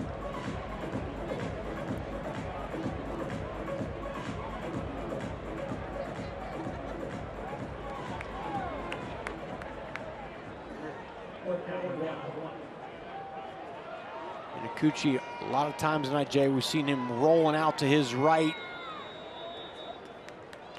Look at this shift. Minatucci keeps it himself, bulldozes for the 1st down. That is hard running by the junior quarterback from New Jersey. Put his shoulder down, the official signal, 1st down Delaware. There was no doubt, and one of the biggest plays of this game so far, you want to put it in the hands of your warrior quarterback, Minatucci.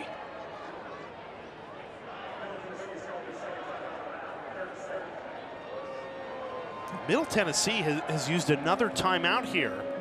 And at this point, I understood it before the 4th down because you say our defense is going to get the stop. But why would you give Delaware more time here? Because now Delaware still has all 3 timeouts. And now they're facing, they got a 1st down. Delaware's going to receive the 2nd half kickoff, so the Blue Hens are looking for a double score here, going into halftime and coming out of it. Yeah, I just don't think with a fresh set of downs, 1st and 10, and only 1:16 to go, you don't need to use a timeout there. Yeah, that's a very curious call there by Derek Mason.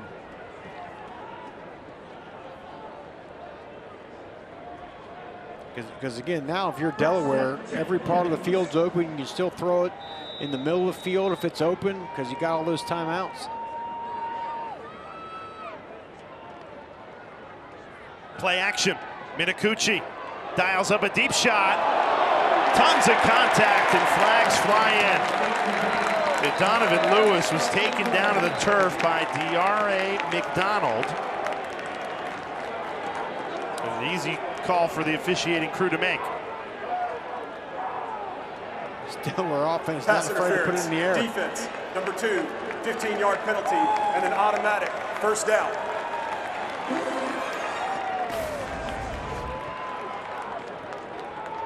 Yeah, and you can see it. He gets that left arm, left hand around the back of the jersey, pulls it down. The eyes never get back to the ball. That's an easy flag for the official to throw.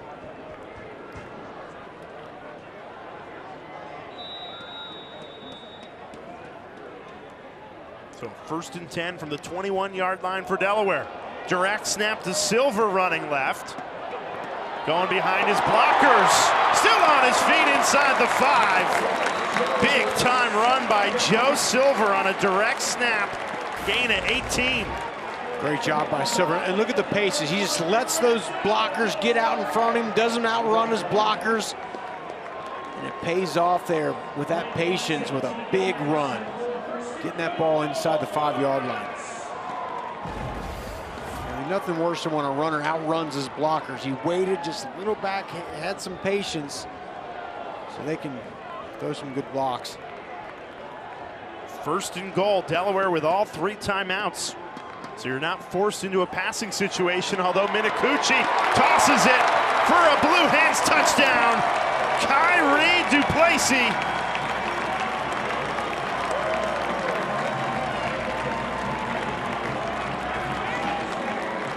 Nine-play, 78-yard touchdown drive for Delaware. And the Blue Hens take all the momentum with 38 seconds remaining in this first half.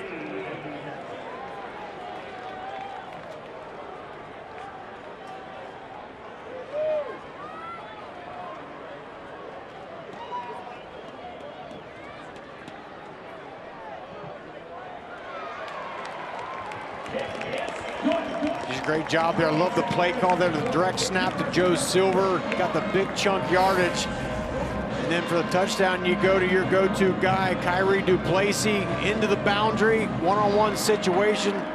Just let number 19, looks like he's gonna come across, and you see the defender bites on it, and he can't get back outside. This is a play we saw the Chiefs run in the Super Bowl a couple years ago. Looks like they're gonna bring that jet motion around. Instead, he stops, comes back to the boundary, and Minicucci puts the ball on the money. So what do you do here if you're Middle Tennessee? Delaware is going to get the ball to start the second half. They've scored 17 unanswered. You only have 1 timeout in 38 seconds, so. And they should have at least 2 timeouts, right? The one timeout that Derek Mason used there, didn't quite understand it. You know, if you have 38 seconds and 2 timeouts, but with only 1, it's just a different story. Yeah, how aggressive can you afford to be here? I think you try to be aggressive early, and if you get a nice chunk yardage play, you try to continue it on, but if not, try to bleed this thing out into halftime. Delaware trailed at the beginning of this second quarter, 14-7. The Blue Hens have scored 17 unanswered in a second quarter that they have absolutely dominated. Now what can Nick Vattiato do with only 38 seconds and 1 timeout? Nazay Cox down here at the bottom of the screen. I think you kind of want to find a big chunk yardage play here to let you figure out what you want to do on this drive. Delaware's thinking nothing behind them, so they allow Middlebrook to gain the first down. Pick up 14 yards there, that'll work. Clock stops as they move the chains. 31 seconds remaining. Vattiato spikes the football. And frankly, on that play, I would have rather seen, as the clock stops, they're moving the chains, get up to the line and run a play instead of clocking it and losing a down here. This is 2nd and 10 after the spiked ball. Jacob Hathaway, the MTSU kicker, has hit from 50. So if you can get in his range here and get some points on the board headed into halftime, it'd be a huge win. Dropping off into zone coverage here. Just the 1 timeout. Vattiato surveys, nobody open, decides to tuck and run. No, he flips it back after he'd gone 6 yards in front of the line of scrimmage. Middlebrook bounced out of bounds. He actually loses yardage on the pitch, but they get out of bounds, which stops the clock. And what a heads-up play by Vattiato there. Knowing the situation, knowing that stopping the clock is more important than a few yards.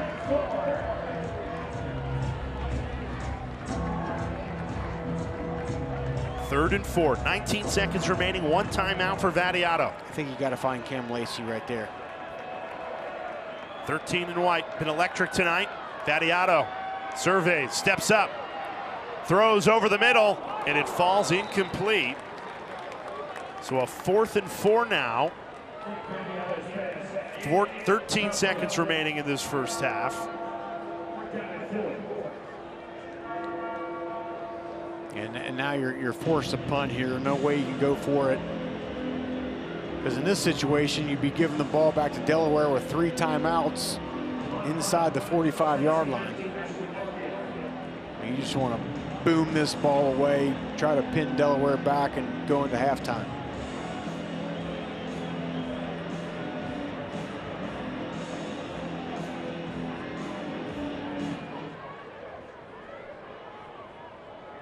Delaware just left their defense out there, didn't have somebody back to field the punt. Doesn't matter too much because the Blue Hens are very content to take this 10-point lead into halftime. Again, a second quarter where they absolutely dominated, 17-0. And the statement was the touchdown drive that we just saw here right toward the close of this first half here. A couple penalties helped out. Pass interference penalties helped them out, get them down inside. Then the direct snap to the running back. And Delaware will start the second half with the football and a 10-point lead. Weekday CUSA. And the Blue Hens in control. 10-point lead at the break. Let's get you into the studio. Zubin Mehenti, Trevor Matich. They've got your coverage. Looking at a big slate of games on Saturday.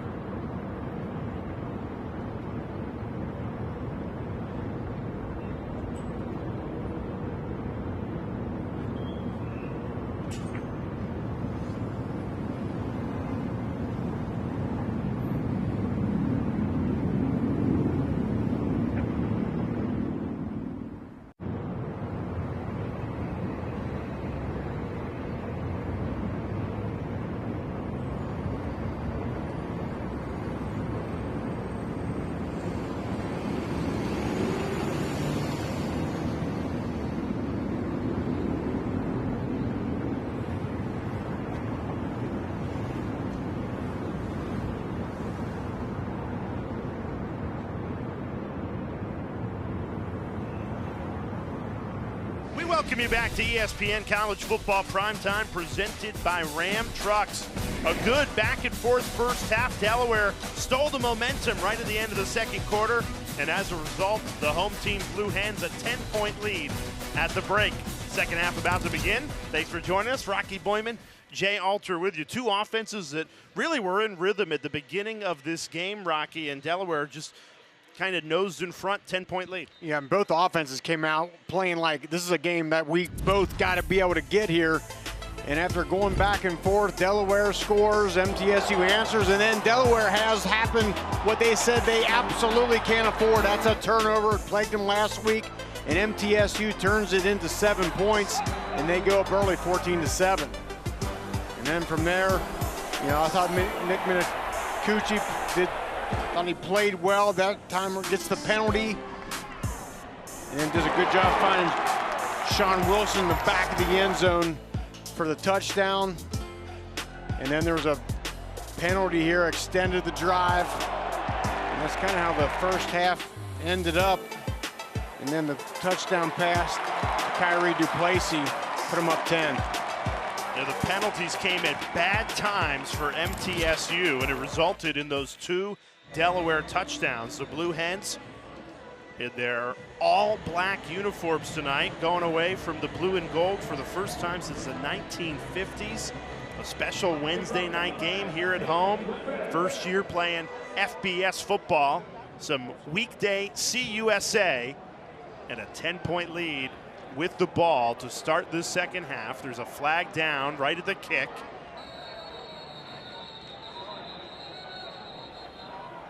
The penalties really piled up at the end of the first half.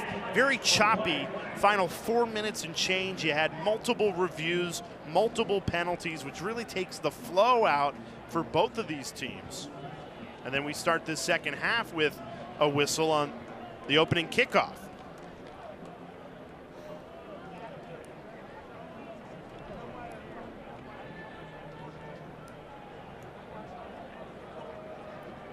And there was no penalties in the first quarter of this game. It was absolutely rolling on, and then the second quarter had 8 penalties. Offside, kicking team, 5-yard penalty, re-kick. And again, you hate to harp on the officiating crew, but totally cool if there's offside, but it takes 90 seconds to get that called. Then we got a re-kick. Again, just takes the flow out of the game for both of these teams. We had lengthy reviews, and you know, if you're MTSU, you're on the road on a Wednesday night, you're trying to just get back in the rhythm that saw you take a 14-7 lead in this game. Now Delaware's scored 17 unanswered. They're about to get the ball back. You got a re-kick now from the 30. This is not a recipe to find a flow and come back and win this game on the road.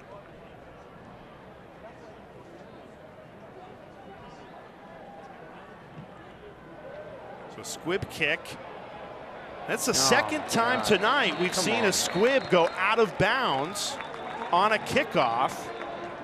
The Delaware's going to get the ball at the 35-yard line.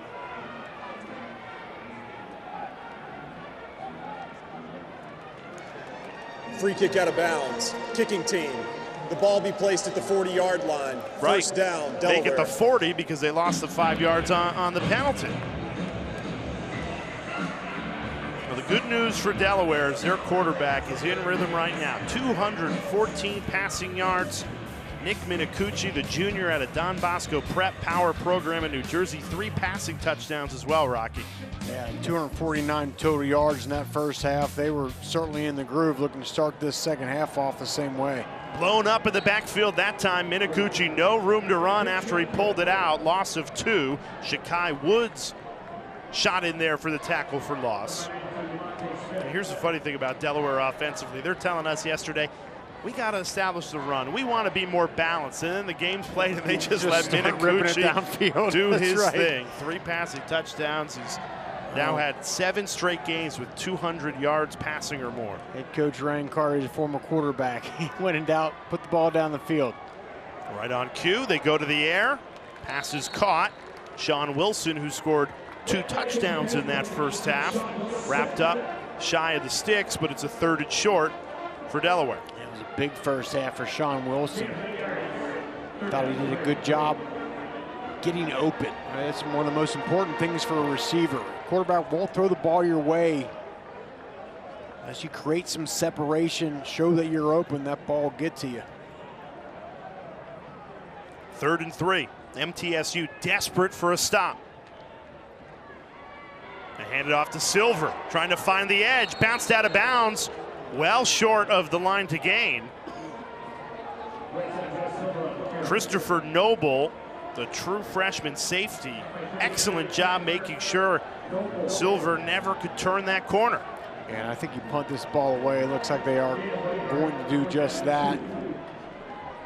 Good job by MTSU defensively. Overcome the favorable field position. Delaware starts at the 40, and Derek Mason's defense does exactly what they need. This is the first 3 and out for a Delaware offense that was rolling in that second quarter and outscored MTSU 17-0.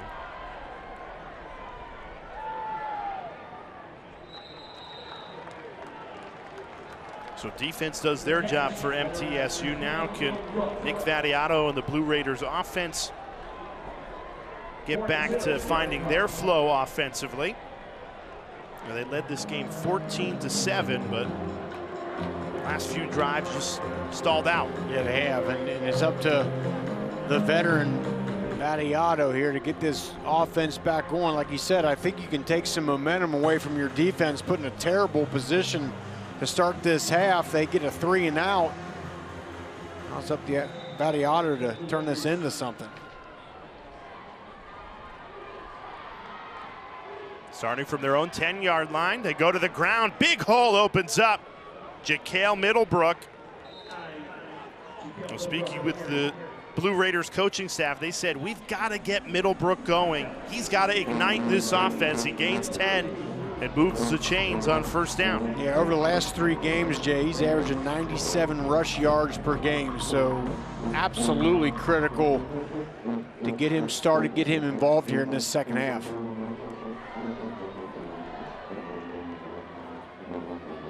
Play action. Vattiato fires, pass is caught. That's Cameron Lacey. He falls forward for another Middle Tennessee first down. And with that throw, Vattiato now over 9,000 career passing yards in his 5 years at MTSU. It's incredible, 9,000 pass yards. Started games as a true freshman for the Blue Raiders. And now in his 5th season, coaches told us if you rip him open, you see blue and silver blood. You just don't see a ton of that in college football now. Transfer portal, NIL, everybody chasing the bag, and Vattiato's remained loyal to MTSU and wants to finish this career as strongly as possible. And that would start with a win on the road tonight. And what can that do to the rest of your teammates, right? That see you, hey, I want to stay here because we think we're building something special, and that certainly goes a long way. Pump and go, right on the money. Vattiato got the defense fooled and finds his tight end, Hunter Tipton. Yeah, Vattiato is in a groove right now. Looks confident, seeing the field well. They pump the bubble screen, go the go route down the sideline. Back to the ground game, well defended by Delaware. I wish more quarterbacks did that. I equate that to just playing in the backyard, right? Pump and go. Pump, the shoulder fake, yeah. Get the defense to bite on it. 2nd and 10 after no gain. Blake Matthews and Jack Hall had the stop for Delaware.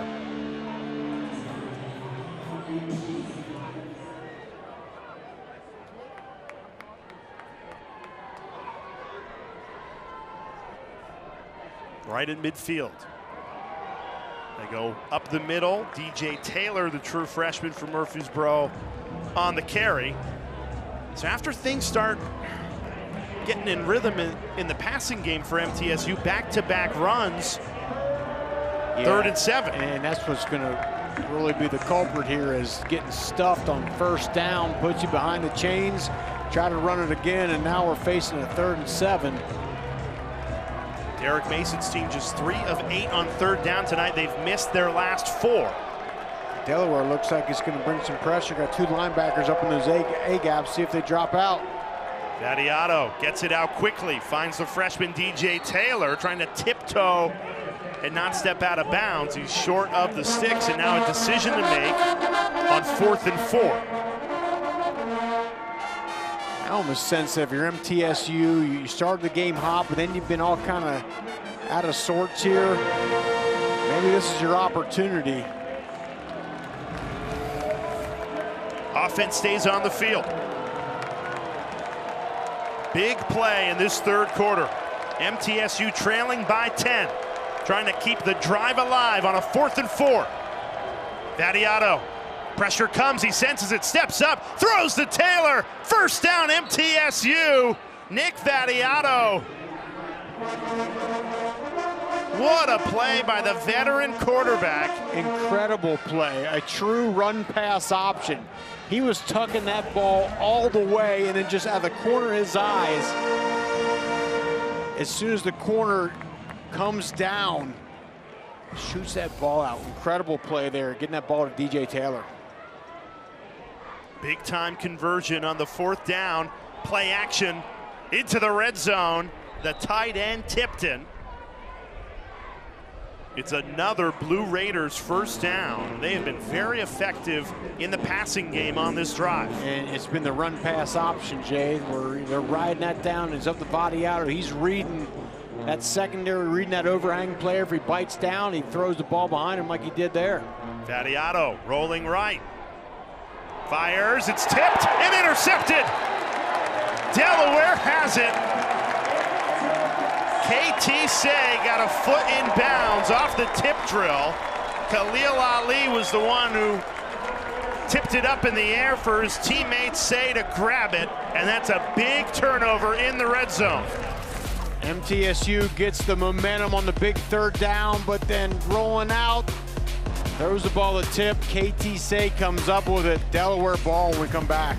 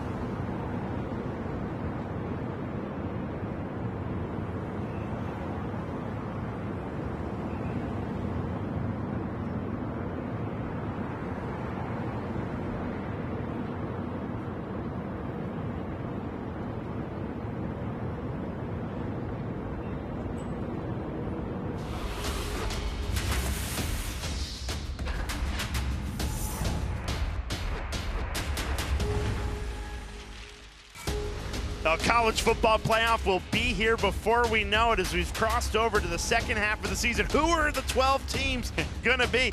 How about Vandy hosting College Game Day? Commodores number 10 in the country taking on Mizzou, 3:30 Eastern time on ESPN.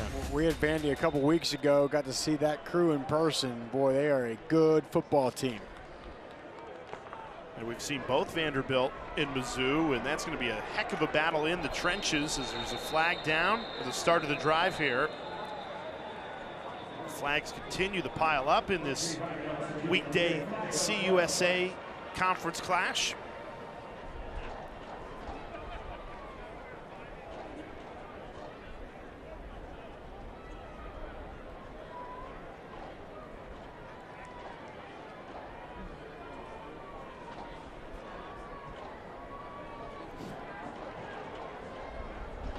Derek Mason wondering what that call is about with his defense on the field trailing by 10 after the interception. MTSU quarterback Nick Vadiato, he was 6 for 6 on that drive, storming down the field, then a tipped ball that results in the interception inside the 10-yard line. Which is why I feel like this is an opportunity. Blocking below the waist, offense number 41. That penalty is declined, second down. Derek Mason ultimately decided to decline that penalty.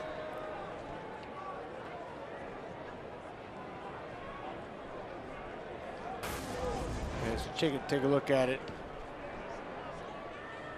Okay, yeah, he went low there outside the tackle box. That's a newer rule that came into college football a couple years ago.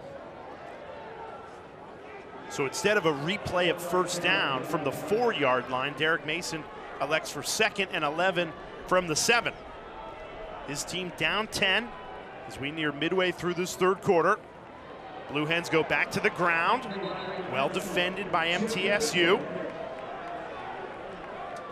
Blue Raiders defense has definitely responded in this second half. They have, but Jay, there's no more important time for them to respond right now, because again, I feel like Delaware, you're sensing some blood in the water. You punch this ball, you drive down the field and score. I think it's just a critical momentum changer here. So a big play here for this MTSU defense to try to force a punt. Delaware been good on third down tonight, 6 of 10. Empty set for Minicucci, rolling right. Trying to thread the needle, and well defended by MTSU. A big hit in the secondary, but a clean one. And the Blue Raiders force a punt. Jake Thaw and Abdul Muhammad were the 2 players that collided. Great defense. Yeah, great defense. It's unfortunate that Thaw gets sandwiched there. Yeah. It was some friendly fire. Officials timeout on the field for a defensive injury. That's Parker Hughes. Yeah, Abdul Muhammad and Parker Hughes were sandwiching Thaw there. Friendly fire. But a huge stop for MTSU defensively. That's 2 straight 3 and outs for this Blue Raider defense. So the turnover does not cost them. Brendan Locke punting out of his own end zone here. Ja'Kale Middlebrook waiting at midfield for it.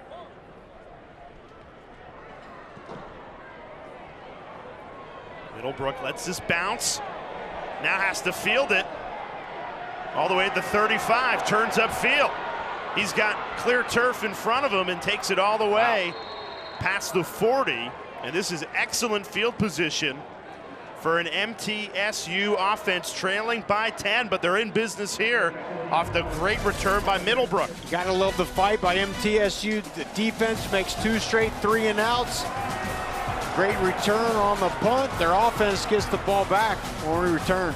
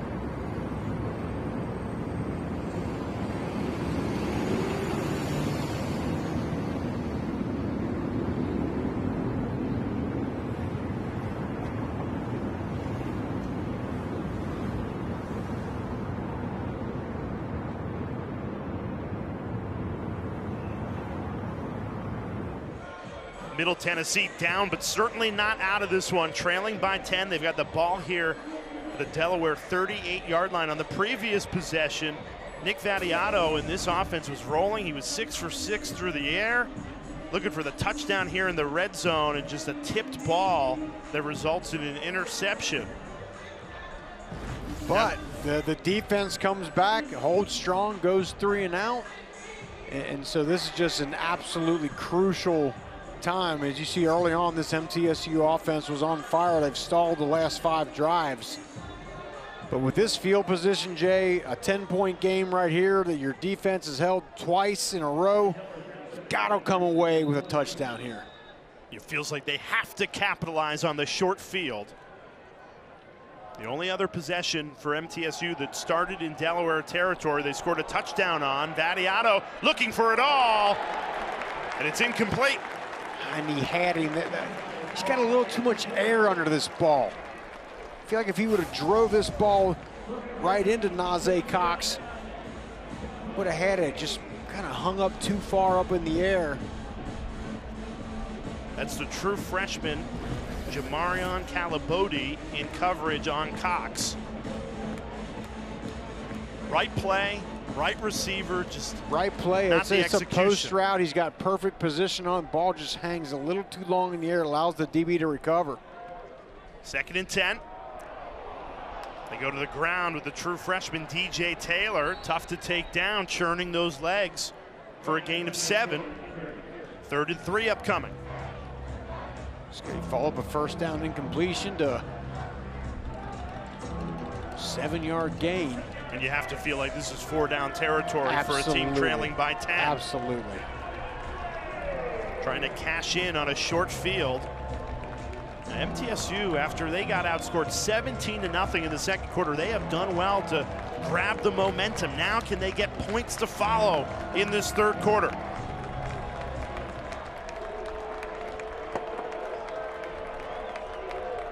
Third and 3.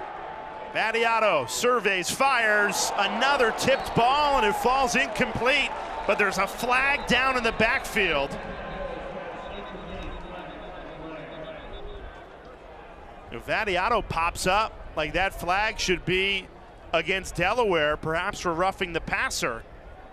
And that would award MTSU a free first down on what could have been 4th and 3.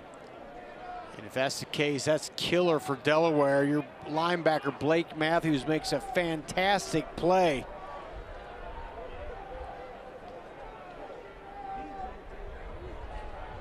Long discussion by the officials. This is what they're discussing. I'm sure what they are talking about was the Personal freshman foul, Trey Scott roughing pushed the in. passer, defense. Penalty being forced half the distance to the goal line. An automatic first down. That's against the true freshman Trey Scott out of Orlando, Florida, making his first career start tonight. And Rocky, you played defense 4 years at Notre Dame, 8 years in the NFL. If this was called against you, I don't think you'd be happy with it. No, I think if he's coming into the quarterback, it looks like he's almost trying to come on and fall off to the side. But they throw the flag there. I just don't. I would have held on to that flag in that situation. Big call to make, because instead of 4th and 3, it's 1st and 10 at the 15-yard line. Last time MTSU was in this spot, they had an untimely turnover. Can they capitalize? Handoff, Taylor right up the middle. Let's look one more time at this penalty. And does he hit him? Yes, but does it look like a personal foul? It looks like he almost gets pushed in the back a little bit by Habanowski, the right tackle. I would have kept that flag in my pocket, especially in a critical situation like that. Just I don't see it. I don't.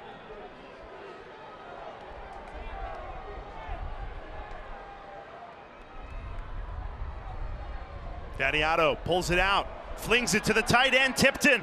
Stays on his feet, dives in. Touchdown, MTSU. The Blue Raiders convert on a short field in just 4 plays, and they are right back in it. Just like that. Just good complementary football. 2 stops, 2 3-and-outs by your defense. Get a longer punt return. Helped out by the penalty there, and you punch it in for the touchdown.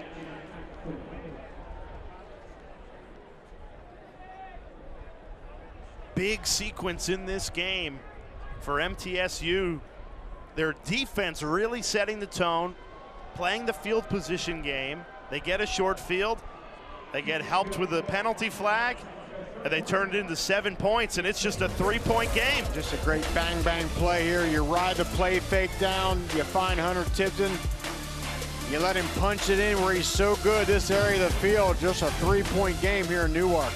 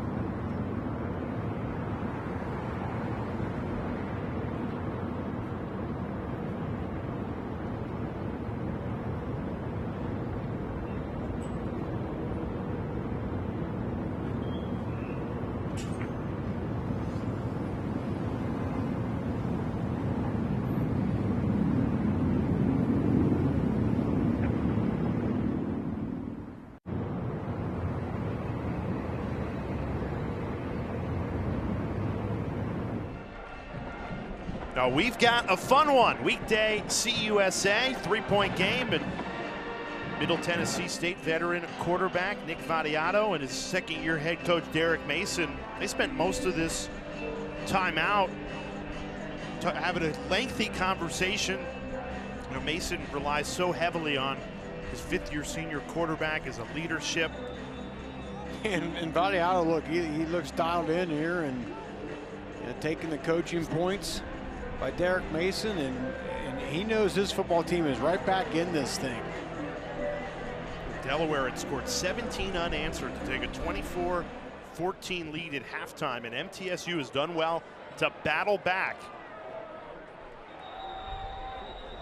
This return blown dead at the 10-yard line for a fair catch. As we remind you, UFC 321 Saturday in Abu Dhabi. 2 title fights for the price of 1, and you can get it Pay-per-view, buy it at espnplus.com/PPV. Prelims begin at 10 a.m. Eastern, 7 a.m. Pacific. Main event, 2 p.m. Eastern time. Rocky Boyman, Jay Alter with you. MTSU back within 3. Derek Mason's team on defense right now. Delaware and their Wednesday night blackout uniforms with a 3-point lead. Go to the ground with Joe Silver. And one thing that we have not seen in this third quarter is quarterback Nick Minicucci get into that rhythm like we saw in the first half, where he had 3 passing touchdowns, more than 200 yards through the air. And that first half, he was just making it look easy out there. You got to give a lot of that credit to MTSU's defense. Minicucci throws over the middle, and it's dropped. And in this second half, Delaware, this is their 3rd possession. The previous 2 have resulted in 3 and outs. They're in jeopardy of going 3 and out for a straight. 3rd time in this third quarter, with a 3rd and 7 upcoming. And it all comes down to just not being efficient, especially on first down if you're Delaware. Most of the game, MTSU's defense has just rushed 4. Now they're going to shift 5 on the line of scrimmage. 6. They send 6. Minicucci rolls left, throws off his back foot. It bounces incomplete. And this Blue Raiders defense causing tons of trouble for Minicucci and the Delaware offense. And a flag comes in way late. A scuffle well after the play had finished. D.R.A. McDonald, the MTSU defender, that may have gotten a critical penalty call. I mean, the last thing you can do if you're MTSU is give up a penalty here after you're on the verge of forcing them to punt for a 3rd straight possession here. After the play, unsportsmanlike conduct, defense number 21. That's the player's first unsportsmanlike conduct foul of the game. 15-yard penalty and an automatic first down. Wow, so instead of Delaware having to punt this ball away. If I'm Derek Mason, Muhammad is coming out of this game. This is absolutely inexcusable. Right in the middle of your screen. He's right in the middle of the field. As we go away there, I think he turned and said something, got up in his face. Look, Derek Mason does the right thing and pulls him out of there. You absolutely can't have that. What a critical mistake. Delaware was about to suffer their 3rd 3 and out, and instead it's a 1st and 10. Minicucci delivers a great ball, and now the Blue Hens are in business. Donovan Lewis on a gain of 21. Right on cue, and it's a sign of a good player and a good football team is when the other team gives you an extra chance, you take advantage of it. Dime by Minicucci. Quick hitter again into the slot. It's caught by Kelly. And now just like that, Blue Hens in rhythm. And it's just, you know, it's one thing if the other team beats you, but when you beat yourself, when you're Abdul Muhammad and you're off the field, you're getting ready to have Delaware punt the game, and you got to turn around and jaw to the guy. It's just totally inexcusable.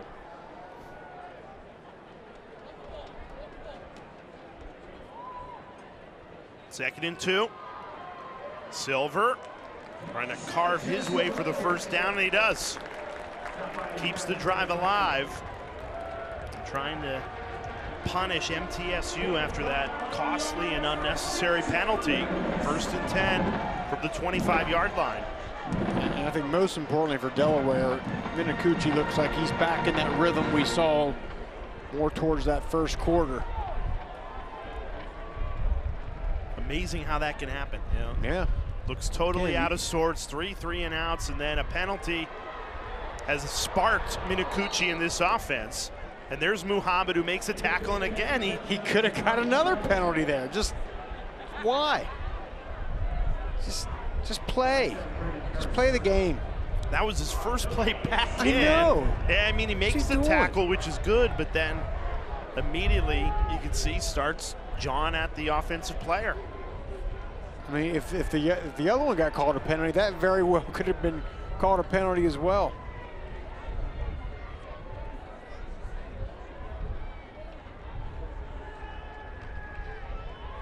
Minicucci throws on 2nd and 9. It's caught. Donovan Lewis again. He's been so good on this drive, and it's 1st and goal. Yari McDonald, the cornerback, is saying that he got pushed off on.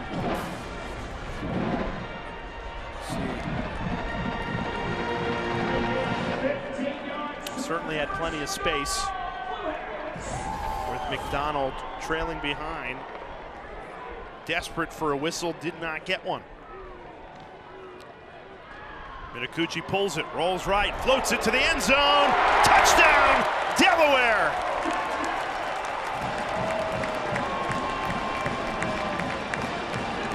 Kyrie Duplessis delivers again, and the Blue Hens cash in after they were gifted an extra possession with a penalty ahead of a punt.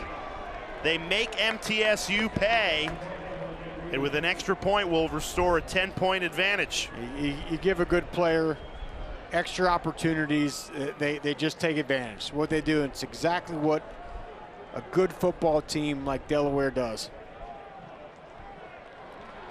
You just simply can't overemphasize what a swing of momentum that is.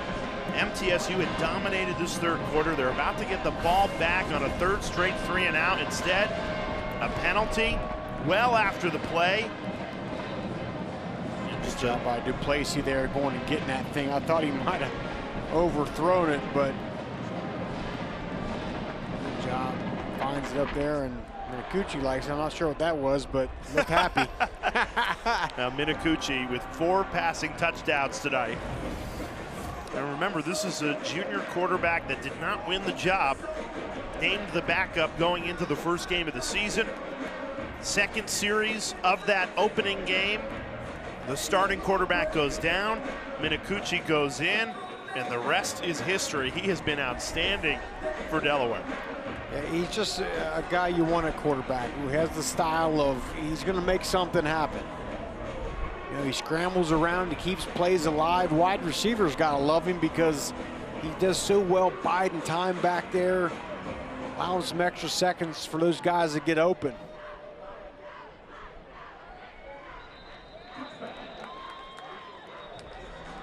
And after MTSU had done so well to battle back into this game, you once again call on Nick Vattiato to go toe for toe with Minicucci. They've been going at it all night, and Minicucci gets his 4th passing touchdown, and Vattiato's time to try and answer once more. And it's still just amazing that, you know, the penalty is what gave Minicucci and that offense new life, and they just absolutely took it and ran with it. Yeah, prior to that unsportsmanlike penalty, Delaware ran 9 plays for only 13 yards. After the penalty, 6 plays, 49 yards, and the touchdown. Vattiato trying to escape the sack, can't do it. Wrestled down in the backfield.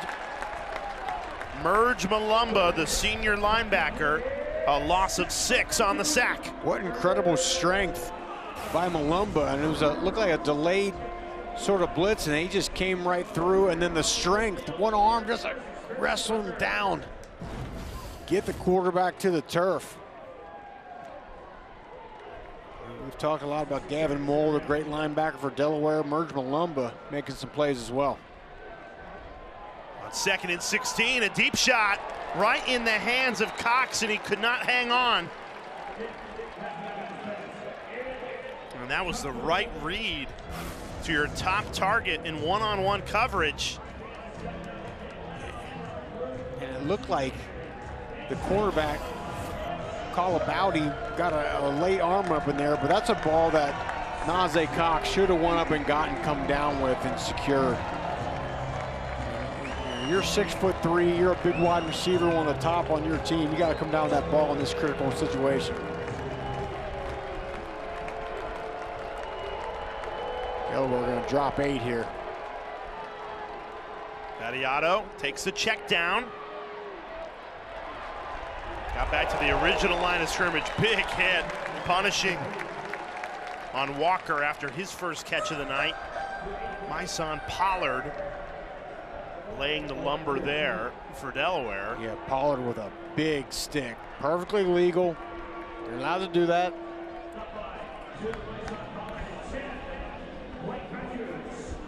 Pollard's 7th tackle tonight. That one by far the biggest. Duplessis back to receive this punt for Delaware as the Blue Hens have once again managed to swing the momentum in this matchup.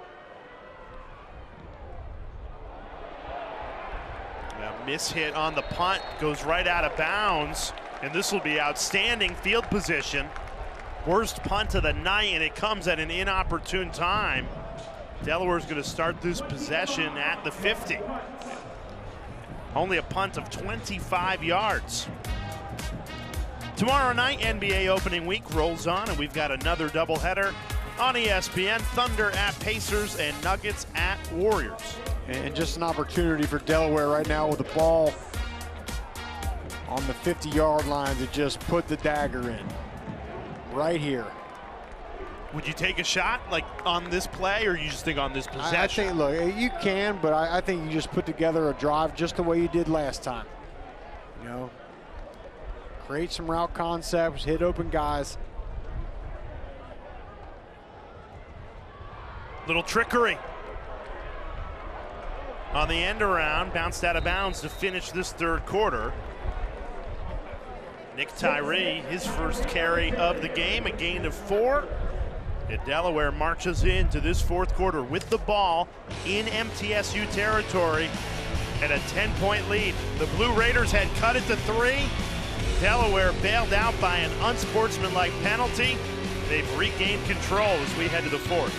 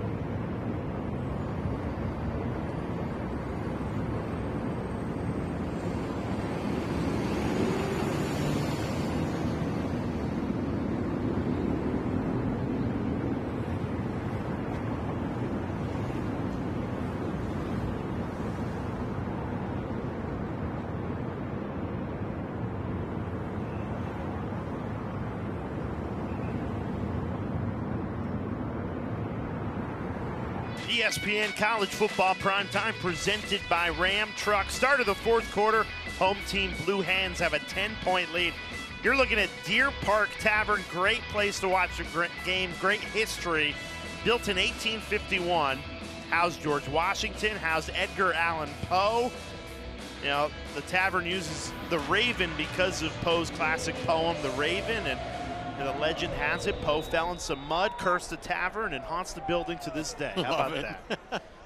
And he might have been haunting MTSU in that third quarter. Untimely interception and a penalty that's allowed Delaware to stay in control here. Risky throw there by Minicucci, but it pays off. Tell you what, though, if you're MTSU, you know, and you get the penalty, you give up the touchdown, but it's still a 10-point ball game. You're here. right in it's it. 3rd and 6. You're right in this thing. You absolutely have to get a stop here. I am doing something to affect Nick Minicucci, not allowing him to sit back in that pocket. I mean, this is a critical play for this defense. Minicucci trying to keep the drive alive, and he does so, putting his body on the line, flying forward for the first down. And what a smart move there by Minicucci to go forward with the shoulder instead of sliding. Because as soon as you slide, that's where you're down at, but a smart, heady play. Takes a big hit by Christopher Noble, but it doesn't matter. Minicucci's got the first down. What a gutsy run. And by the way, I think more quarterbacks should do that. You see Lamar Jackson, he rarely slides. He's always kind of going forward because, again, the rule is as soon as you start your slide, you're down. You usually wind up giving yourself up 3 yards short. Handoff, no running room.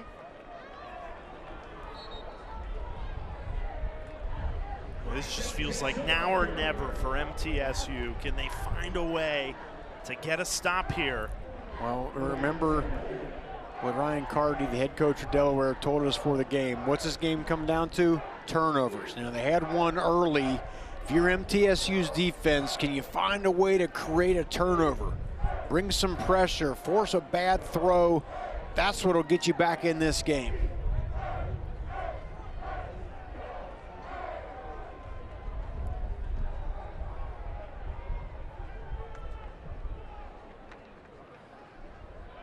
Play action, Minicucci throws it up there on a jump ball. Well defended. Good coverage. That's McDonald. Brings up 3rd and 10. McDonald, who just made the play, goes down.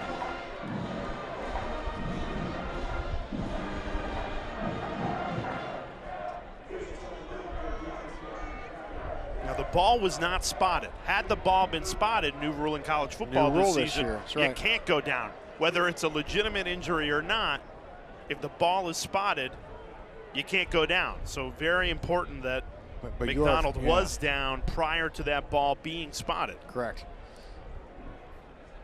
It gives both teams an opportunity to discuss this 3rd and 10 upcoming, which just again, Rocky, feels like such a critical moment in this game, particularly for MTSU. If you are going to come back in this fourth quarter down 10, you have to get a stop on this 3rd down. You have to get a stop, but I think if you're Delaware, you're thinking to yourself, this area of the field, if we can get 6 or 7 here and put ourselves in a position to go for it on a more manageable 4th down, you don't necessarily have to get all 10 of it right here.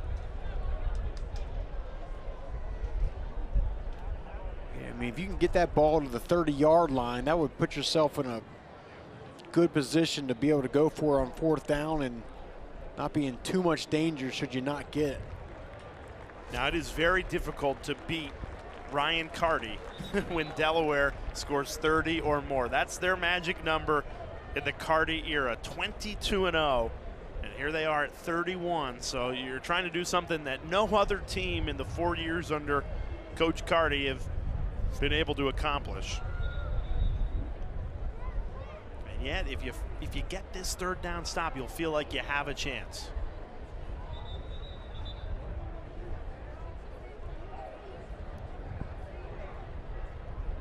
What do you dial up if you are Ryan Carty and the Blue Hens offense here? Well, I'm looking around for Kyrie Duplessis. I think he's...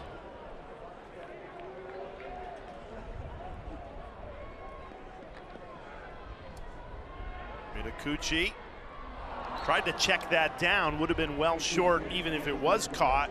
Instead, it bounces off the hand of Connor Widoff.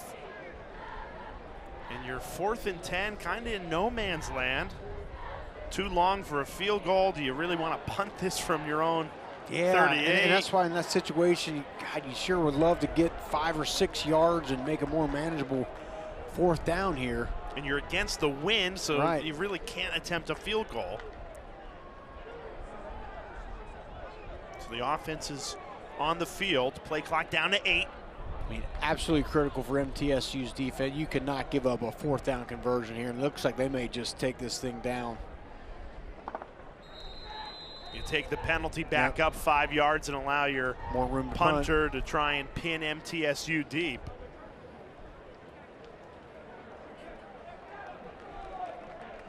So, I mean, look, this MTSU team won't go away here.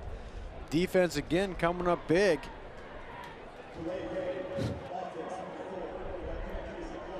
And Derek Mason declines the penalty. Says, I don't want to give you your extra 5 yards of cushion here. I want you to punt this for a touchback.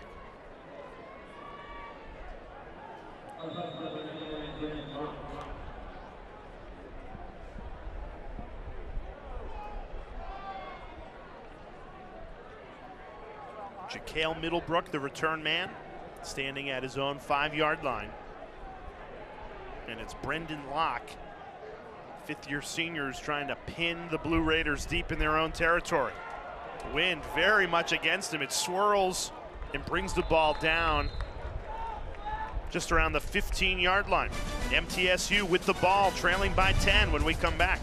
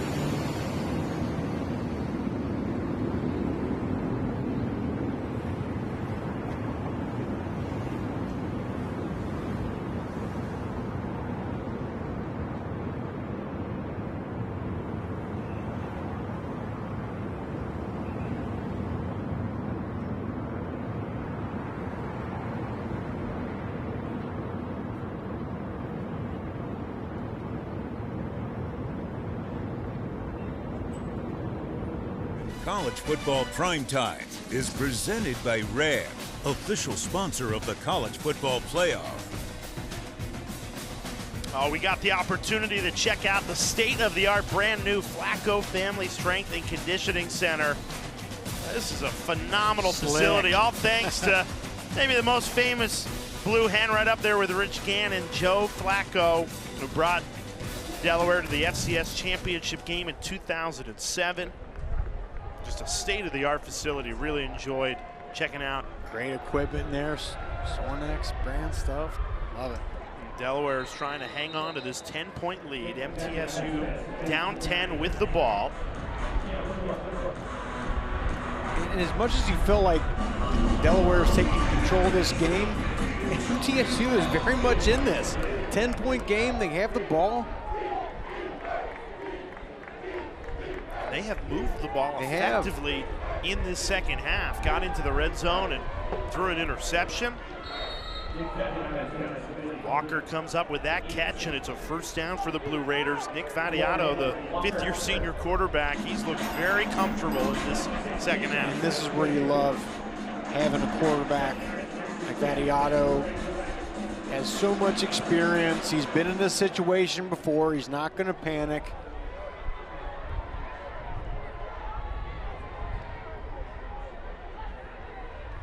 Play action. Quick hitter. Goes to A.J. Jones. Positive yardage, another gain there of 5.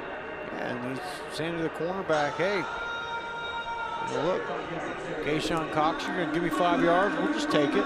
I'll be patient. We can do this all day. You still have plenty of clock in this game.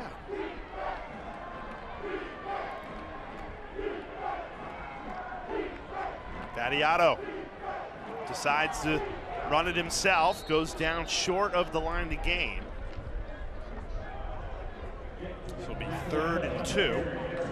I think that was the right decision there. Again, with this defense and a lot of times dropping 7-8, you know, quarterback scrambling around can be a factor. Well, the difference between Vattiato and Minicucci on the Delaware quarterback is Minicucci we saw just fly for that first down. Vattiato went down slowly. There's the first down. Middlebrook delivers. Jaquel Middlebrook has had some big-time runs. That one keeps the drive alive. And it's really been on this same play. It's a little zone run here off to the offense's right side. They found some big holes there throughout this game.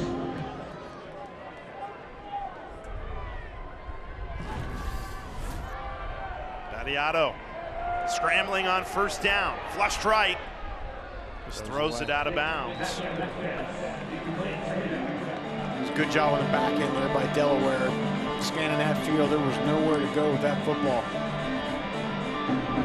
When you've been getting a good push against this 3-3-5 defense on first down, why wouldn't you stick with the ground game? Just to get positive yardage, keep the ball moving in the right direction. Especially with a back like Jaquel Middlebrook. MTSU averaging more than 5 yards per carry. Go to the run game here with Middlebrook. And again, if that's first down instead of second down, you're in a totally different spot. You're in business, yeah. That's certainly something, if they can keep this drive going, something to keep their eye on. Somebody goes down to the top here. Now, that happened before or after that ball was spotted?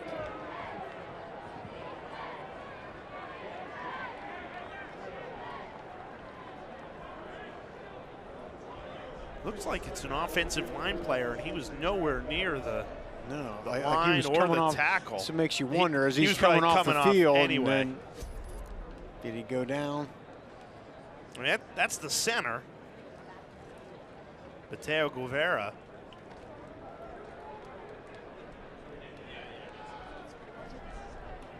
Yeah, Guevara, I think he might have been just trying to signal that he was legitimately injured.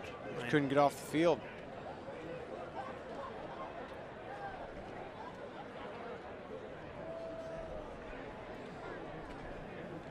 Gives us an opportunity to remind you we got a great slate of games coming on Saturday.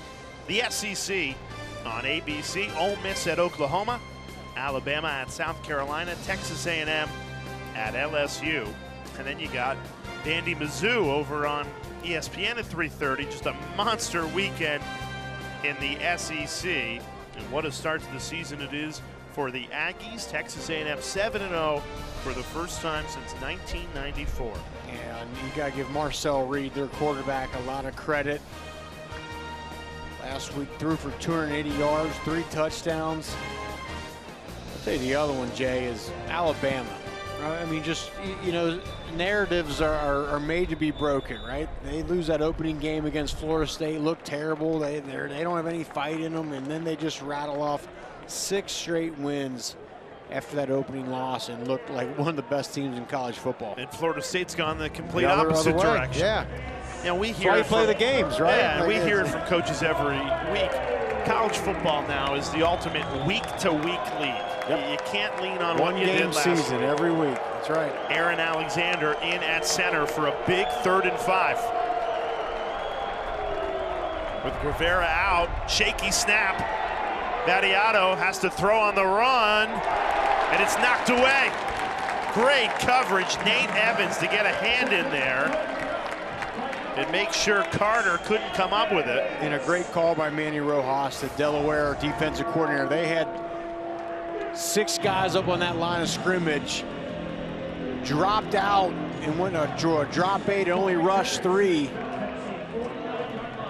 It's the 7th Delaware pass breakup on the night. That secondary is playing great. 4th and 5, MTSU deciding to leave their offense on the field. Cam Lacey, he's a 3rd receiver from the top. Right there.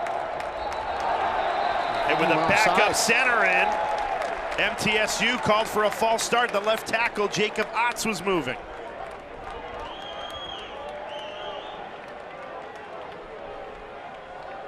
Killer, just a killer. False start. Offense, number 72 and number 1. 5-yard penalty, 4th down.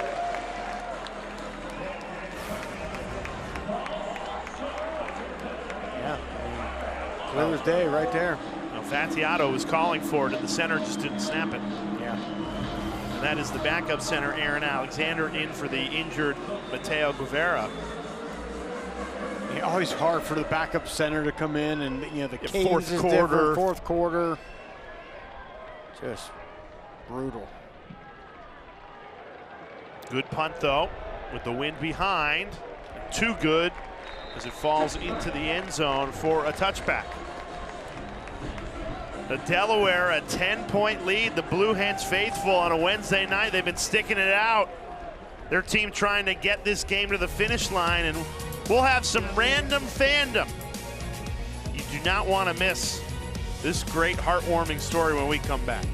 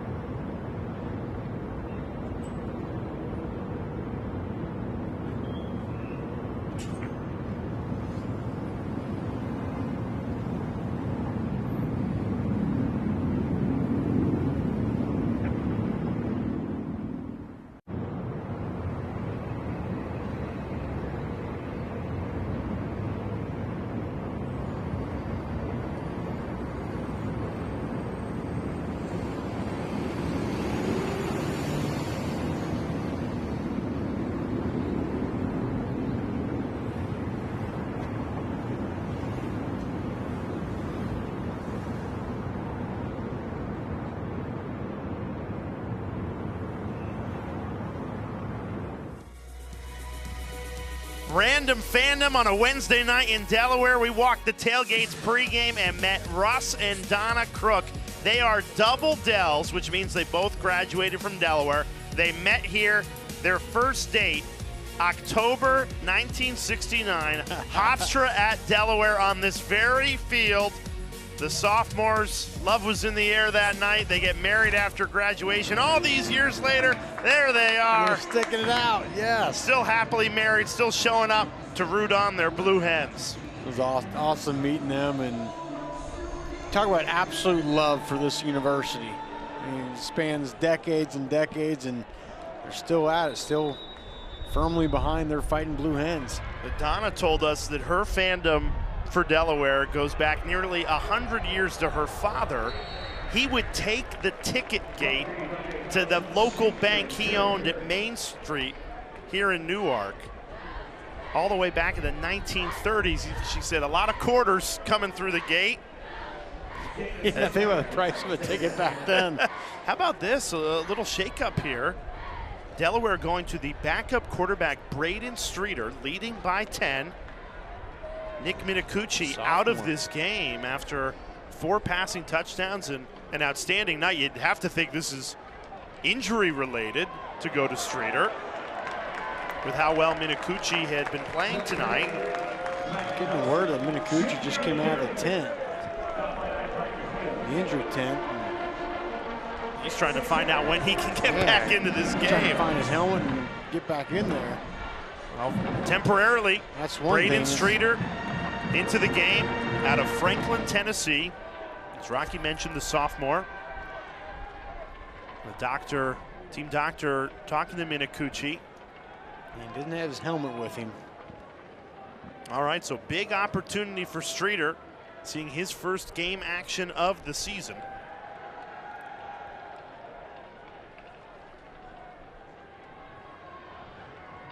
Keep it on the ground. Spinning forward, that extra effort. Every yard matters. Vyron Allison falling forward for a gain of 4. And if you're MTSU defensively, you feel like you can get something here. They got the team's backup quarterback in. I can't imagine they're going to take too many risks here. Just an opportunity to force a punt, get the ball back to your offense, and still three timeout. There's plenty of time in this game. 10-point ball game. And with Minicucci out, you think Delaware's going to try and keep this clock moving, keep it on the ground. Got to load this box, right? Yeah, exactly. And if you're MTSU, you know that same thing.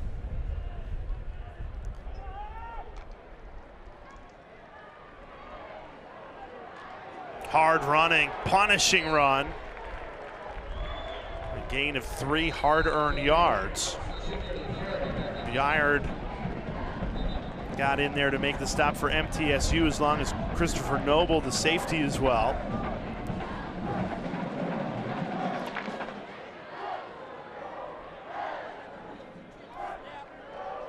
And Middle Tennessee took their first of 3 timeouts. You start preserving some of this clock early with 7:37 to go. And I think also you come to the sideline here and you regroup a little bit and you figure out what's our best defensive call here, because, you know, I can't imagine a scenario of the field where Delaware is going to go for it on 4th down. You can get a stop here. You're going to likely force a punt.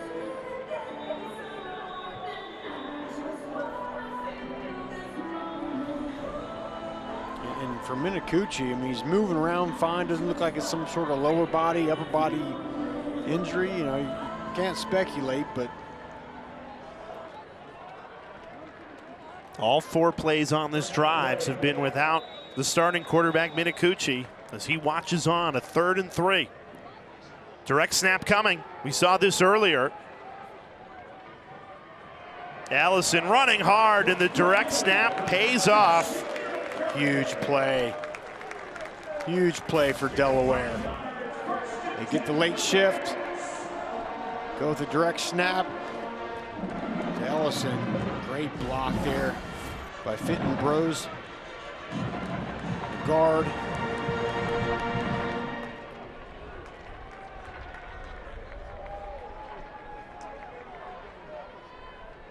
A massive first down pickup via the Wildcat with Ellison.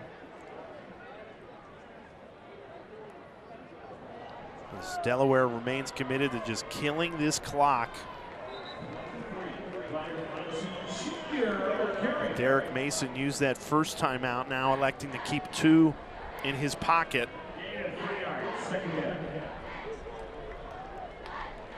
Delaware, they are not going to run a play until there's under 3 seconds on this play clock. Just, I mean, the situation in general, but added to the fact that you have your backup quarterback in there, yeah, they're going to just let this thing bleed all the way down as low as they can. Certainly get it under about 5 seconds here. right back to Ellison. He's tangled up at the line of scrimmage. Anthony Bynum made the stop for MTSU. And this is relatively easy to defend, right? When you know Delaware's just going to keep it on the ground and continue to kill this clock. Yeah, but I think if you're Delaware right here, I think you go for it. I think you let Braden Streeter throw a pass. Would be the first pass attempt of the season for the sophomore.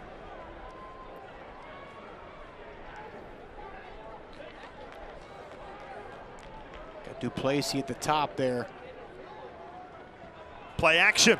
Streeter looking to throw. Pass is caught. Short of the first down marker. The tight end Sessoms upended. It was well defended by MTSU. He wanted Kyrie Duplessis on the corner route, but Brendan Harris, he had him covered up. He had to settle for Sessoms, and good job. Throw it short, rally up. He's going to force a punt. If Nick Minicucci is healthy and in this game, I think you consider going for the kill shot on 4th and 2. I think you're right. I think you're right, but your backup quarterback, not going to happen. But you play it safe with under 5 minutes to go. They did effectively kill about 4 minutes of time off the fourth quarter clock on that possession. And now trying to pin MTSU within their own 20, which they do so successfully. Blue Raiders still got a shot though. Trailing by 10, they've got the ball, 4:44 remaining.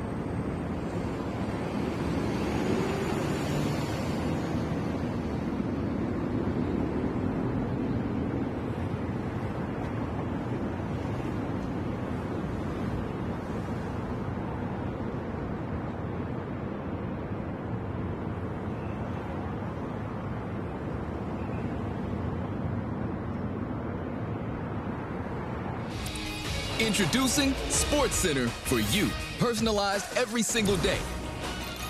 Now available on the ESPN app. Powered by your favorites. Now or never time for MTSU. They got the ball down 10. First of all, you're saying, look, we got 4 downs to work with. We can't take too much time. We got to get up on the ball, but also here, your time is what you got to save. You can settle for a field goal here. You just absolutely have to get points right now on this drive. Yeah, points keeps the game alive. If you come up empty, it's all over. Empty set. Vadiato throwing. It's caught on first down. Positive yardage to Cox. There needs to be a sense of urgency here. Good drive starter, 5 yards. Get up to the line.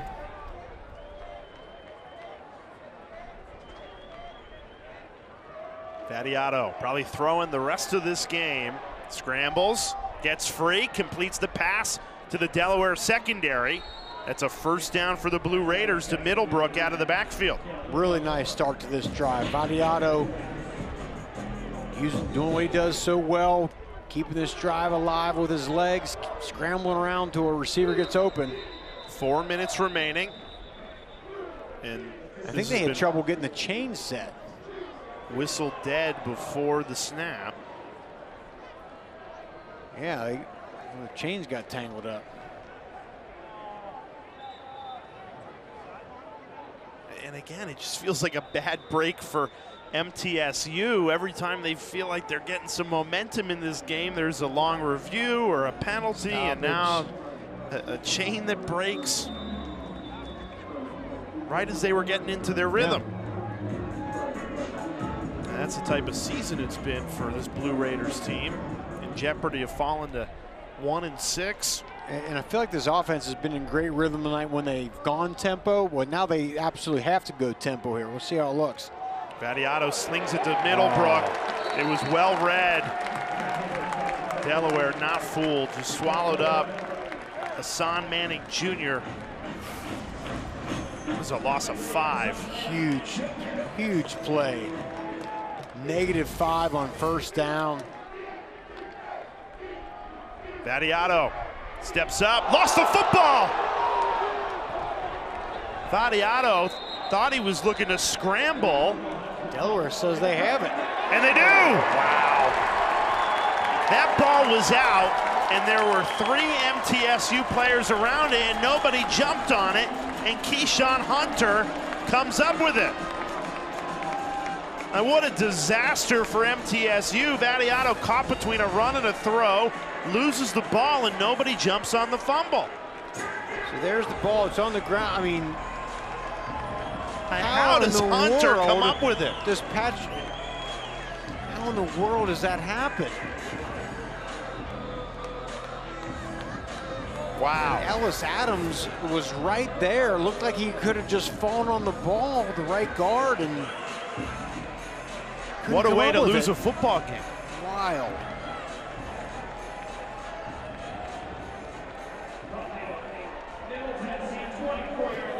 And Delaware with an opportunity to kill the final 3 minutes of this clock. I don't know what that is. The glasses, turnover glasses. Now, if this result holds, which it likely will, Delaware will improve to 22-0 under Coach Carty when they win the turnover margin, and they did that on that last fumble recovery. And remember, they had the early turnover, and that was a key to the game, and since then, none. With Derek Mason electing to use his final 2 timeouts here ahead of the 2-minute timeout, and then he'll get the 2-minute timeout, which serves as a third opportunity to stop the clock. So their only path to a victory here is you hold Delaware for a field goal, you use all your timeouts, you get the ball back, score. Onside kick, a lot needs to break MTSU's way. And all Delaware needs to do is pick up 2 first downs. So if you're the Blue Hens, you don't need to score this football, you just need to kill this clock. Yeah, kill this clock. Delaware would improve to 2-2, and They need a lot to go right in front of them, but they're still alive. Still alive. And it was so important for them to come out tonight and get a win after really a bad loss last week to Jack State.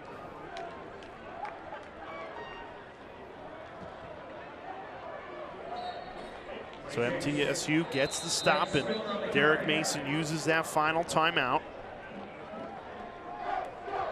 And we just popped up Delaware about to improve to 4-3 if this result holds in the final 2:52 here. They'd be 2 wins away from bowl eligibility, but because of this archaic rule that needs to be changed and should have been changed years ago, they are not bowl eligible because they are in their first year transitioning from FCS to FBS. Now, the archaic rule is there because they didn't want teams decades ago to jump up. Yeah, when you have a good team, you have a good class in there to jump up and up the FBS, and then on a down year, you jump back down. But what's the price tag now, Okay, Jay? so back when that rule was put in, the price tag was $5,000. Nothing. Now it is $5 million. You mean to tell me a team is going to spend $5 million to jump right back down? Guess what? They're not going to do 2 years later, another $5 million ain't going to happen. So let's change the rule. Yes. Now again, could be a moot point. Tipped ball. MTSU. They've got it. The Blue Raiders have life. And Muaz Bird is streaking down the sideline. Bird has the ball in Delaware territory. There are flags down, but MTSU was left for dead in this game. And barring these penalties going against the Blue Raiders, they are very much alive. What a swing. And if you're Delaware, why are you throwing that football? Why are you throwing the ball right there? Especially you still have your backup quarterback in. You run some clock down. Personal foul, illegal blindside block on the intercepting team, number 0. The penalty been forced half the distance to the goal. First down, Middle Tennessee. Okay, so it is MTSU ball, but the response, the return will not stand because of the penalty. I didn't see it. Didn't see the illegal block there. See it right here. There's the interception. So instead of the ball being at the 45-yard line in Delaware territory, it's all the way back You're not at allowed the to block that 11-yard guy? line. Like, come on. You can't block him? So again, you have life, but man, you lose 50 yards on the return there. Yeah, I mean, yeah, you get that ball on Delaware's side of the 50 there, you're really in business, but nonetheless, still have life here, down 10. No timeouts, though. You do have the 2-minute timeout to stop the clock, but you got to get yards in a hurry. Right on cue. Vadiato drops it right into the bucket of Miles Butler. A gain of 12 to ignite the drive. Great job. You get out of bounds. You still have a 2-minute timeout coming. Get a first down or two.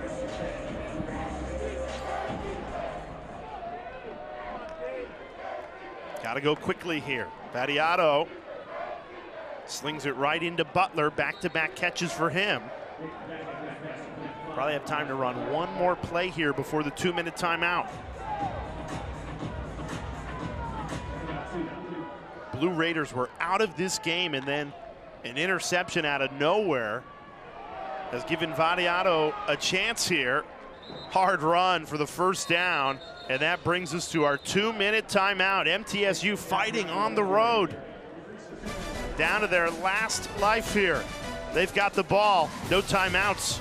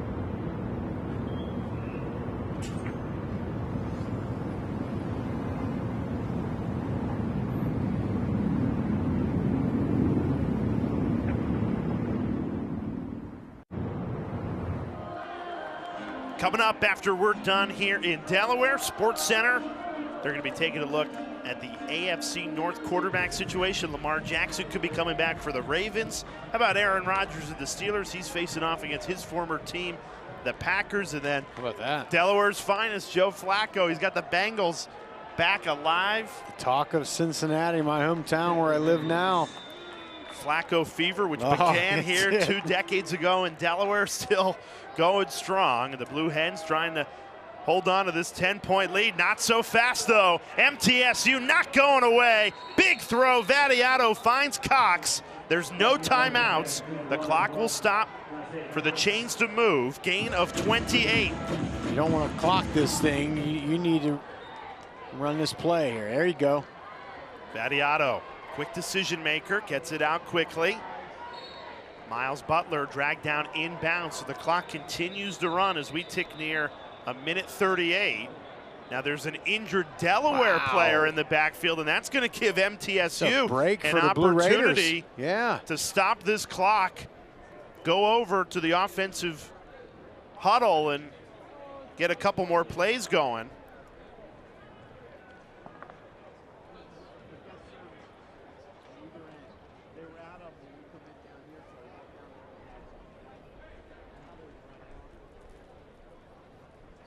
So as it stands, a minute 38 to go. Delaware leading by 10. Dominic Bragna, the junior. And remember, for MTSU, you still got to score twice. So if you had to settle for a field goal here, you could do that, right? You don't need to go for it on 4th and long, any of that sort of thing. But you absolutely must have points here, and then you got to go through the onside kick and the whole deal. But still alive.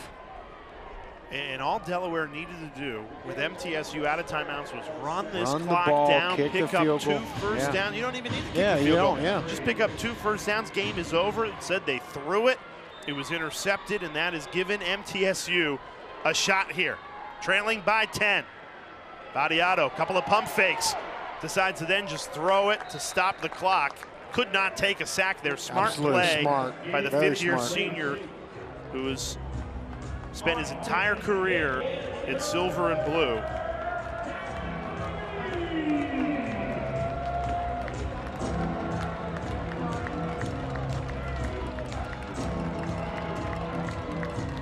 Third down's almost irrelevant because you know you're going for it on 4th. And MTSU, their one win this season came from very unlikely circumstances, much like they're in right now. They trailed 13-0 with 6:30 left. Right now they're down 10, no timeouts with a $1:33 to go. Vadiato throwing like you knew he would. That pass is knocked down. Nose caught. What a catch by Miles Butler. Just thread the needle, and that is a first down for MTSU. Butler has been quiet all night, has made some big catches in this 4th quarter. I mean, just strong hands to come up with that and take the shot. Vadiato spikes the ball with a fresh set of downs. And the body control from Butler to absorb that contact and hang on to the football. Absolutely incredible. So now 2nd and 10 after the spike on first down. Take 2 shots here, I would think, Rocky, and then you kick the field goal to live for the onside kick and give yourself another shot.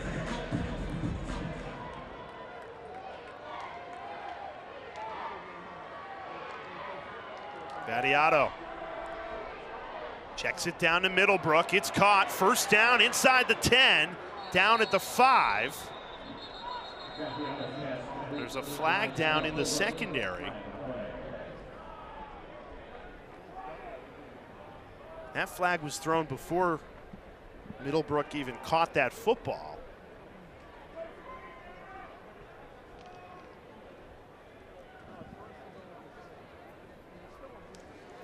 There is no foul on the play. First down, Middle. All right, 1st and goal from the 5, MTSU. And now knocking on the door. You got to get 6 here. You don't want to have to settle for 3. I mean, you get 6 here, get an onside kick. It's still enough time, even if you had to kick a long field goal. Vadiato jump ball. And it sails a little in front of A.J. Jones. Nate Evans was in coverage.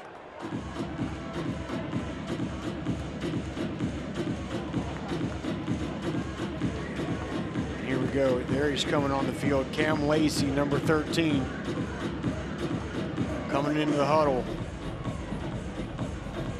If you can find a way to isolate him, find him in man coverage, we'll see he's going to be out in this trips formation. Yeah, all 3 targets to the left of Vadiato. There's some sort of rub combination to get 13 free.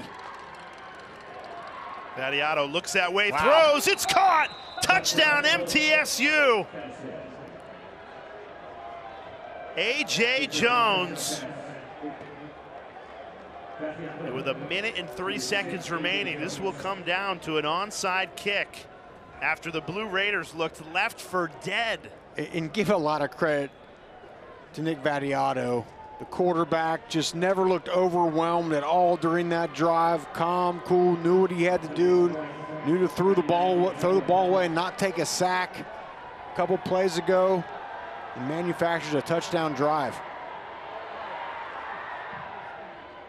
MTSU was out of timeouts. Delaware had the ball and an opportunity to kill the clock with 2 first downs. And instead of running the football, they go play action with the backup quarterback, Braden Streeter. It's deflected. And that interception has given MTSU a chance that led to this touchdown. You don't throw the ball there, but if you are, like, throw it to the outside. Like throwing a ball like over the middle of the field, like that. It gets tipped, things pop up in the air. You just don't do it. You don't do it, period. But so now here we go with the game on the line on a Wednesday night in Conference USA. It comes down to an onside kick. The last recovered onside kick for the Blue Raiders program came in 2013. Can they get a ball to bounce their way on the road? And Jay, this is one of these situations you usually practice it on, practice before the game. You do it a couple times. You're not practicing onside kicks a ton during the week or even during the season. But when the situation calls for it, you need it. Balin Woodman, the true freshman backup kicker, is out to be the man to try and get the onside kick, and Delaware decides to take a look at MTSU's formation and call a timeout. They wanted to see how MTSU was going to line, call the timeout.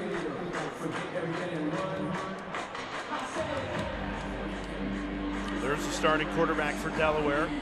Nick Mitakuchi threw for 4 passing touchdowns tonight, but was taken out of this game due to an upper body injury for the last 2 possessions. The backup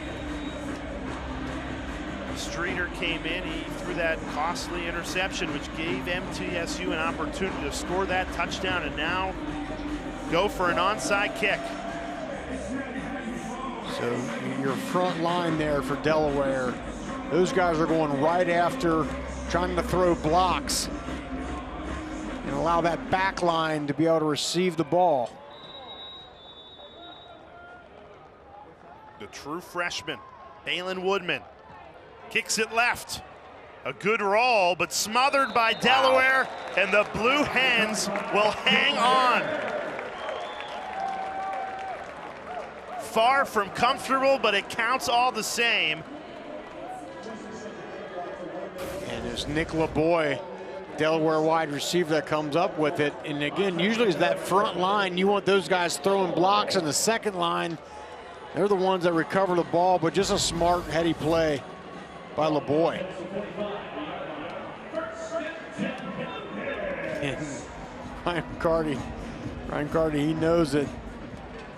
Maybe a bad decision there at the end to throw that ball, but nevertheless gonna come up with a win. A lot of relief to get this one to the finish line for Delaware in their first season, moving from FCS to FBS, bumping up. They have proven they belong. This will be their 4th win on the season. They moved to 2-2 in conference play. Hard-fought, impressive resilience. And you got to credit Middle Tennessee, they never quit. They never quit. You know, that's what you want out of a team, and They're going to suffer their 4th straight loss, but we're in it all the way to the end.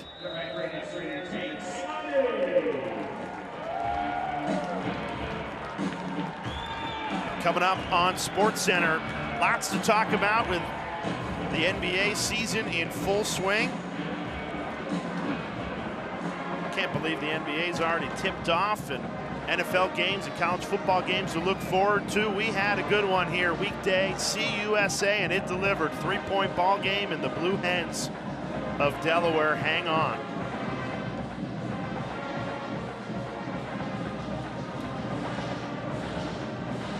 Delaware fighting their way in the Conference USA standings. How about Kennesaw State, a program that a year ago was doing what Delaware did, bumped up from FCS to FBS. They have proven they belong undefeated. They're 5-2.